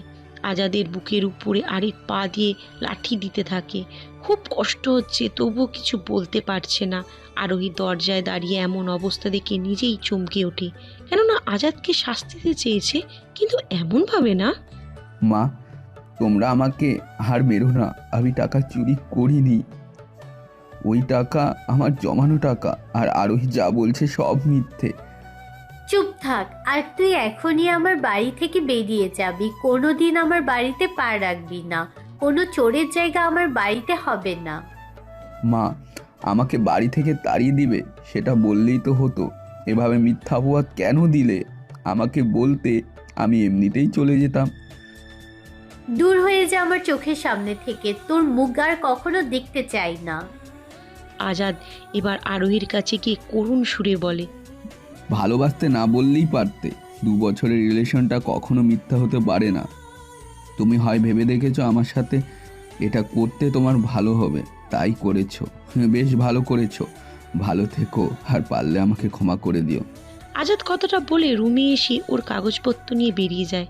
কোথায় যাবে, কি করবে কিছুই জানে না আজাদ, কেননা ও কখনো বাড়ি থেকে দূরে এসে থাকেনি। আজাদ রাতের অন্ধকারে একটা ট্রাকে উঠে বসে। ব্যাস, বসে থাকতে থাকতে কখন যে ঘুমিয়ে গেছে সেটার কথা স্মরণই নেই ওর। গাড়ি থামলে ঘুম ভেঙে যায়, বুঝতে পারে সকালের আবছা আবছা আলো ওর চোখে পড়ছে। ট্রাক থেকে নেমে এদিক ওদিক তাকিয়ে দেখে এটা চট্টগ্রাম। পেটে ক্ষুধা থাকায় হোটেলে গিয়ে কিছু খেয়ে নেয়। এভাবেই পার হয়ে যায় 2 দিন। এই 2 দিনে আজাদের কাছে যা ছিল সব শেষ হয়ে গেছে, তবুও কাজের সন্ধান পায়নি। আজাদ হাঁটতে হাঁটতে একটা জঙ্গলের কাছে চলে আসে। আজাদ লুকিয়ে দেখতে পায় কিছু বিজিবিকে সন্ত্রাসী চক্র আটকে রেখে গাছের সাথে বেঁধে রাখছে। আজাদ কি করবে ভেবে পায় না। আজাদ বসে থেকে মনে মনে ভাবে, না, আমাকে এভাবে হাত পা গুটিয়ে বসে থাকলে হবে না। আমার কিছু একটা করতেই হবে। যাই হোক, এখানে অপেক্ষা করে দেখি কি হয়। তারপর আজাদ গাছের আড়ালে লুকিয়ে দেখে সন্ত্রাসীরা ওদের রেখে অন্যদিকে চলে যায়, আর যাবার আগে বলে, এখানে এত ঘন জঙ্গল যে তোদেরকে বাঘ চিবিয়ে খেলেও কেউ সাহায্য করতে আসবে না, কেননা এই নির্জন জঙ্গলে কেউ থাকে না। একমাত্র তারাই এখানে আসে যারা পথ ভুল করে ঢুকে পড়ে। আর এই আবির, তুই এখানে লুকিয়ে থাক, যেন কেউ বুঝতে না পারে। উপরের কথাটা বলেই ওরা সেখান থেকে চলে যায়। এইদিকে আজাদ ওই লোকটার দিকে খেয়াল করে দেখে সে চুপি চুপি একটা ছোট সবুজ গাছের পাশে গিয়ে দাঁড়ালো। আর আজব কাণ্ড, মনে গাছের সাথে মিলে গেছে। বোঝাই যাচ্ছে না সে ওখানে আছে। ওরা সবাই নিচের দিকে মাথা দিয়ে তাকিয়ে আছে। আজাদ আর কিছু না ভেবে ধীরে আবারও পিছন বরাবর এসে আবিরের মাথায় একটা ইঁট দিয়ে ঠাস করে বাড়ি দিতেই আবির মাটিতে লুটিয়ে পড়ে। আজাদকে দেখে ওদের সবার যেন প্রাণ ফিরে আসে। আজাদ তাড়াতাড়ি সবার বাঁধন খুলে দেয় আর সবাইকে উদ্দেশ্য করে বলে, এখানে আর থাকা যাবে না, তাড়াতাড়ি চলে যেতে হবে, না হলে এরা আবার এসে যাবে। আজাদের কথা মতো সবাই চলে আসতে নিলেই আজাদ একটু এসে আবার থেমে সবাইকে বলে, যেটা শুনে সবাই গাছের পিছনে লুকিয়ে থাকা বন্দুক তাক করে। কিছু সময় পরে ওই সন্ত্রাসীর দল ফিরে এসে মাথায় হাত দেয়। আজাদ ইশারায় সবাইকে বুঝিয়ে দেয় সবার মাথায় নিশানা করতে। ওরা সেটাই করে। আজাদ ইশারায় 1 2 3 বলতে সব কথার মাথায় বুলেট ঢুকে যায় আর ওদের খেলা এখানেই শেষ হয়ে যায়। আজাদ বেশ লক্ষ্য করে এদের সাথে প্রথমের একজন লোক নেই। সেটা না ভেবেই আজাদ ওদের নিয়ে বেরিয়ে আসে জঙ্গল থেকে। কিছু সময় পর ওরা ক্যাম্পে ফিরে আসে। আজাদকে সাথে নিয়ে যাওয়া দেখে মিস্টার রফিক বলে, ওই তোদের এই অবস্থা কেন? আমি ডিউটি দিয়েছি বর্ডারে, আর তোরা ঘোরাফেরা করছিস জঙ্গলের ভিতরে, তাই না? আর এই ছেলেকে? রফিক সাহেবের কথার জবাবে ওদের আগেই আজাদ সাহস করে সেখানে ঘটে যাওয়া সবটা খুলে বলে। আজাদের এমন সাহস আর সততা দেখে মিস্টার রফিক আজাদকে বিজিবির একজন সদস্য করে নেন। তো সেখান থেকেই পার হয়ে যায় 3টে বছর। এবার চলেন বাস্তবে ফেরা যাক। ছি আরোহী, তুই এত খারাপ? আমি কখনো ভাবতে পারিনি একটা নিরপরাধ ছেলের সাথে এমন করেছিস। আমি তো ওর থেকে মুক্তি পাওয়ার জন্য মিথ্যে বলেছিলাম টাকা চুরির কথা, কিন্তু সেদিন যে ওদের বাড়িতে আগেই চুরি হয়েছে সেটা কে জানতো? আর কেই বা জানতো এরা এমন পশুর মতো ব্যবহার করবে আজাদের সাথে? আপনাদের কথা বলা শেষ হলে এবার চলেন বিয়েবাড়িতে যাওয়া যাক। এখন সময় নষ্ট করলে আবার বিয়ে করতে হবে না। সেখানে তো যাবই, তবে তার আগে আজাদ বল না, তুই আমাদের ক্ষমা করিস? না বুঝে ভুল করলে সেই ভুলের ক্ষমা অবশ্যই হয়, কিন্তু জেনে বুঝে ভুল করলে তার ক্ষমা ইহলোকেও পাওয়া যায় না। আহাত, চল যদি বিয়ে করতে চাস। চল তাহলে। এখানে গল্প শুনতে শুনতে এমনিতেই অনেক সময় হয়ে গেছে। এরপর সবাই বিয়ে বাড়িতে আসে। সবাই খেতে বসেছে। আজাদের কেন জানি আজকের বুকের ব্যথাটা খুব বেড়েছে, ঠিকভাবে খেতেও পারছে না। সেটা দেখে আরোহী বলে, তোমার তো এমন সমস্যা আগে ছিল না, এখন হঠাৎ করে এই সমস্যা কি করে হলো? ভাইয়া আমাকে সেদিন মাটিতে ফেলে বুকে অনেক লাথি দিয়েছিল, যার কারণে এখন সেই ব্যথাটা মাঝে মাঝেই জেগে ওঠে। আর এই ব্যথা জাগলে আমি কোনো কিছুই গিলতে পারি না, এমনকি নিঃশ্বাসও নিতে কষ্ট হয়। আজাদের কথা শুনে আরিফের চোখে জল চলে আসে। আজকে ওর জন্য আজাদের এই অবস্থা। আরিফ আজাদের দিকে ফ্যাল করে তাকিয়ে আছে দেখে আজাদের ভাবি বলে, আচ্ছা, তোমরা এত নিষ্ঠুর কিভাবে ছিলে? নিজের ছোট ভাইকে চোর বানিয়ে এভাবে কেউ মারে? সেদিন আমি যদি ওকে বাড়ি থেকে তাড়িয়ে দেওয়ার জন্য চুরির অপবাদ না দিতাম তাহলে এমন হতো না। জানো, আমরা ওর উপরে এত অত্যাচার করেছি, তবুও কখনো সেটার প্রতিবাদ করেনি বা আল্লাহর কাছে বিচারও চায়নি। আমার ভাবতেই অবাক লাগে, তোমরা মা ছেলে মিলে আমার অভাগা দেবরের সাথে এমন জঘন্যতম একটা কাজ করেছো। আমি সেই জন্য অনুতপ্ত। আচ্ছা, আজাদ কি আমাকে কখনোই ক্ষমা করবে না বলো? সেটা আমি জানি না, তবে চেষ্টা করতে থাকো। ওর মনের গহীনে লুকিয়ে থাকা কষ্টের পাহাড় ভেঙে গেলে তোমাদের ক্ষমা করতেও পারে। সেই আশাতেই আজও দিন গুনে চাই। ওর সাথে করা অপরাধবোধ আমাকে সবসময় তাড়া করে বেড়ায়। এভাবে ওরা কথা বলতে থাকে।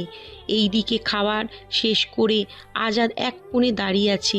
এমন সময় হিমি এসে বলে, হাই মিস্টার দজ্জাল মেয়ের হবু স্বামী, কেমন আছো? এই তো আলহামদুলিল্লাহ, আমি ভালো আছি। তা আপনাদের আমাকে দজ্জাল মেয়ের হবু বর কেন বললেন? দজ্জাল বলবো না তো কি বলবো? তোমার কোন দিক দিয়ে মনে হয় ওই ডাক্তার মেয়ে দজ্জাল না?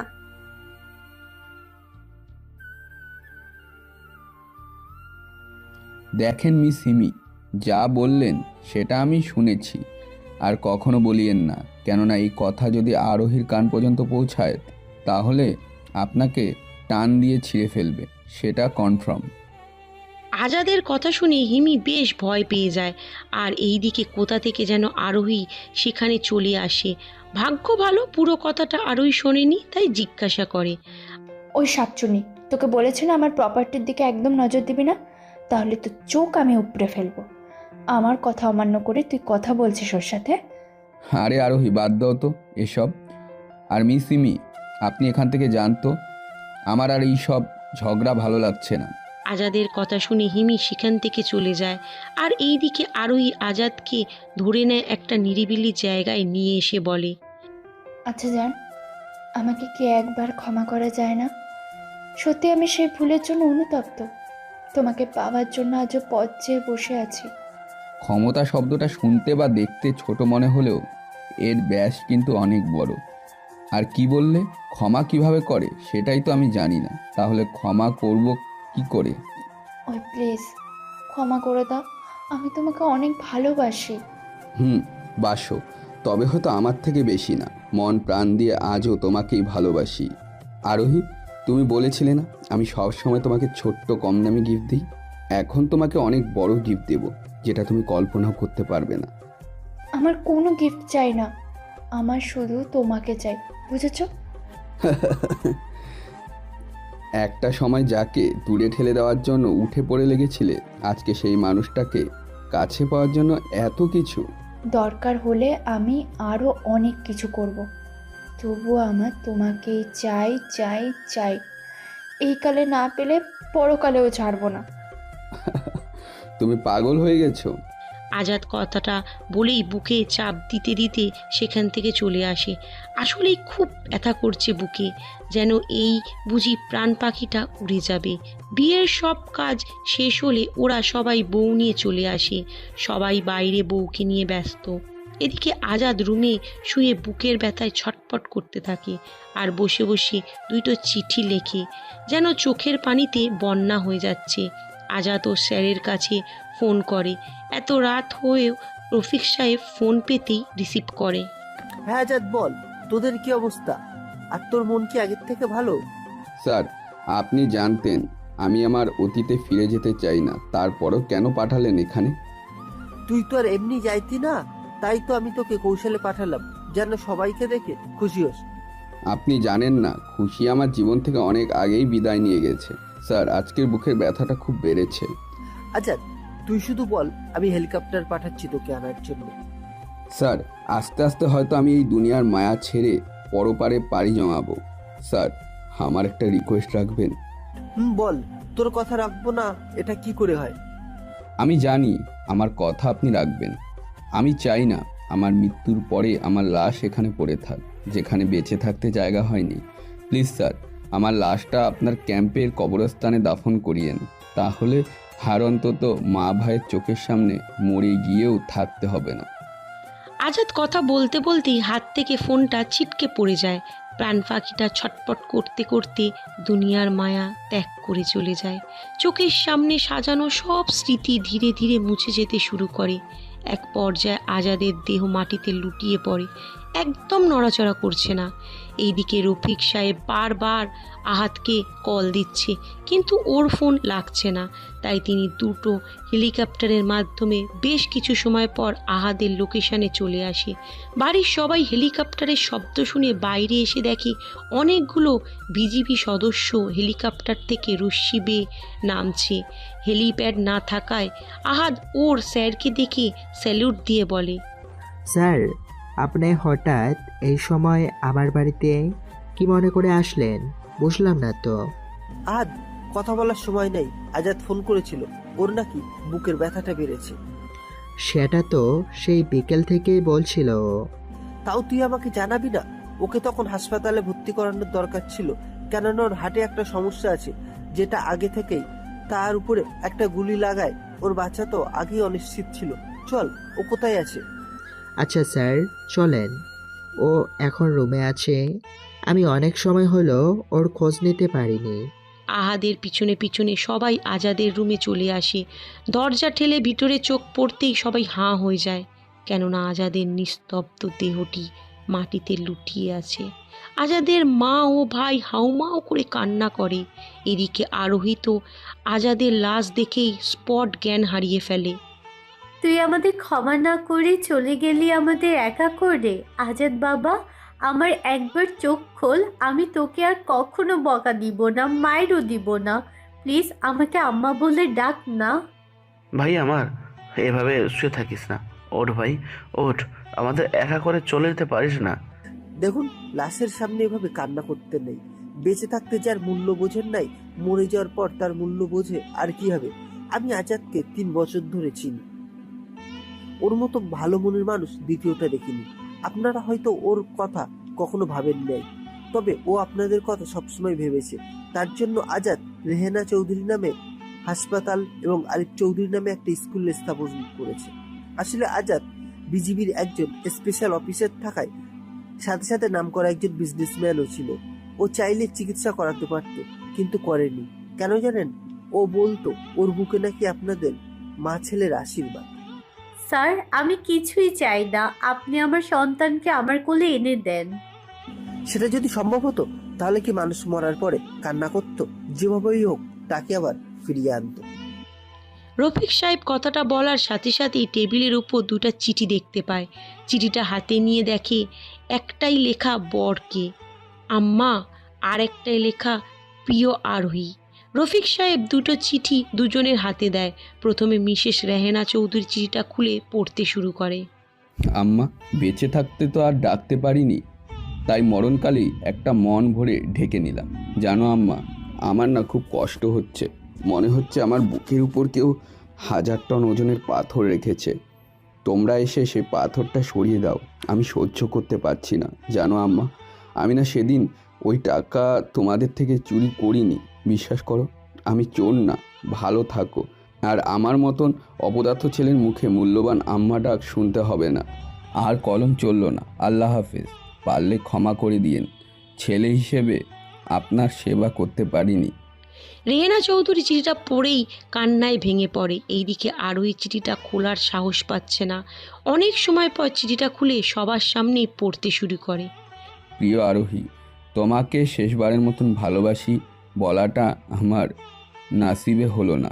খুব বেশি ভালোবাসলে আসলে তাকে নিয়ে স্বপ্ন দেখা যায় না। এটা সেটারই প্রমাণ। আরোহী, তুমি বলতে না আমি তোমাকে কখনো দামি গিফট দিতে পারিনি। আমার বডিটা তোমার সেই মূল্যবান গিফট। কেননা তুমি তো আমার থেকে মুক্তি পেতে অনেক কিছুই করেছো। আজকে কিছু করার আগে আমি তোমাকে মুক্তি দিয়ে চলে গেলাম। আর ভালোবাসি বলবো না। তোমার না খুব ইচ্ছে হতো আমার সাথে চাঁদনি রাত দেখবে, সেই ইচ্ছেটা অপূর্ণই রেখে গেলাম। ভালো থেকো প্রিয়। আর লিখতে পারছি না। পারলে তোমার মনের ডায়েরির অবহেলার পাতা থেকে এই অভাগাকে বাদ দিয়ে দিও। চিঠিতে আর কিছু লেখা নাই। এইদিকে সবাই কান্নায় ভেঙে পড়ে। রফিক সাহেবে আজাদের শেষ ইচ্ছেটা সবার কাছে বলে। ওর মা ভাই মানা করলেও আজাদের ইচ্ছেটাকেই পূরণ করার সিদ্ধান্ত নেয়। বিজেপি সদস্যরা সবাই মিলে আজাদের উপর থাকা দেহটাকে হেলিকপ্টারে তুলে নেয়। ধীরে ধীরে হেলিকপ্টার আকাশে উড়াল দিতে থাকে। আর এইদিকে সবাই চাতক পাখির মতো আকাশের প্রাণে তাকিয়ে আছে। যত দূরে দেখা যাচ্ছে। পরের দিন আজাদের দাফন কাফন হয়। সেখানে আজাদের পরিচিত সবাই উপস্থিত হয়। আরোহী বারান্দার রেলিং ধরে দাঁড়িয়ে আকাশের দিকে তাকিয়ে আছে। আর চোখ থেকে নিজের অজান্তেই টপ টপ করে জল পড়ছে। এমন সময় ওর ভাবি এসে পিছন থেকে বলে, আরোহী, আমি তোমার মনের অবস্থা বুঝতে পারছি, তবে এমন করে ভেঙে পড়লে তো আর চলবে না। নিজেকে শক্ত করো। মানুষ তো চিরকাল বেঁচে থাকে না। একদিন আমাদের সবাইকে এই দুনিয়ার মায়া ছেড়ে চলে যেতে হবে। ভাবি, তুমি বলতে পারো আমি কি করে ওকে ছাড়া থাকবো? আমি যে ওকে বড্ড ভালোবাসি। এই জন্যই তো বলে থাকতে মূল্য দিতে শিখতে হয়। হারিয়ে গেলে মূল্য দিলে সেটা আর কে দেখে? আমার মনে হয় আমি ওর কাছে চলে যাই। ওই দেখো, আজ আকাশ থেকে হাত বাড়িয়ে আমাকে ডাকছে। প্লিজ লক্ষ্মী ভোর, আবার এমন পাগলামি করিও না। এখন চলো, কিছু খাবে। তারপর আয়শা আরোহীকে সাথে নিয়ে নিজের হাতে ভাত খাইয়ে দেয়। কিন্তু আরোহীর মুখ দিয়ে যেন ভাত যাচ্ছেই না। অনেক কষ্টে খাওয়া শেষ করে রুমে এসে শুয়ে পড়ে। তুমি কি করে আমাকে রেখে একা একা শুয়ে আছো আরোহী? আমার কাছে চলে আসো, আমি যে তোমাকে ছাড়া থাকতে পারছি না। জান, আসো আসো জান। আজাদ ডাকছে আর আরোহী ধীরে ধীরে আজাদের কাছে এগিয়ে যাচ্ছে। আর এক পা এগিয়ে গেলেই আরোহী বারান্দা থেকে পড়ে যাবে। এমন সময় আহাদ রুমে আসে আর দৌড়ে আরোহীকে ধরে ফেলে আর বলে, আরোহী কি পাগলামো করতেছিস? আর একটু হলেই তো নিচে পড়ে যাইতি। তুই তো আমার আজাদের কাছে যেতে দিলি না। তুই জানিস আমার আজাদ একা থাকতে পারছে না, আমাকে নিতে এসেছিল। আরে ভাই, ওটা তোর মোহ, এমনটা আসলে মনে হচ্ছে না। চল নিচে যাই। দাঁড়া, আমি আজাদকে সাথে নিয়ে আসি, কেমন? আরে চল তো, এখানে একা থাকলে যে কোনো একটা ঘটনা ঘটে যাবে। আহাদ আরোহীকে ধরে বাইরে নিয়ে আসে আর এইদিকে আজাদের মা দানা পানি খাওয়া বাদ দিয়েছে। আম্মা, এভাবে না খেয়ে থাকলেও তো আপনিও আজদের কাছে চলে যাবেন। দয়া করে কিছু একটা মুখে দিন, না হলে যে আপনার ছেলে কষ্ট পাবে। আমি তো চাই আমার ছেলের কাছে যেতে, আমি কেন ওকে বুঝতে পারলাম না। মা, এভাবে পাগলামি করলে তো আর হবে না, নিজেকে একটু শক্ত করো। আর আমি আজকে মসজিদে আর এতিমখানায় আজাদের আত্মার মাগফিরাতের জন্য দোয়ার ব্যবস্থা করছি। কাজটা ভালো করেছিস। আচ্ছা আরিফ, কোনোভাবে আমাকে আজাদের কাছে রেখে আয় না। আমার ছেলেটা একা একা অন্ধকারে শুয়ে আছে, ওনা খুব অন্ধকারকে ভয় পায়। ওরা অনেক বোঝানোর পর বারবার মিসেস চৌধুরী এমনভাবে পাগলামি করছে। এইদিকে দেখতে দেখতে আজাদের মৃত্যুর 7 দিন পার হয়ে যায়। আহাদ আয়শা আর আরোহীকে নিয়ে ঘুরতে আসে, যেন আরোহীর মনটা ভালো হয়ে যায়। আহাদ, তুই আমাকে কোথায় নিয়ে যাচ্ছিস? আমি আজাদের কাছে যাব। আমার আজাদ একা একা বসে আছে, ওই যে দেখ, আমার দিকে তাকিয়ে আছে হাত বাড়িয়ে।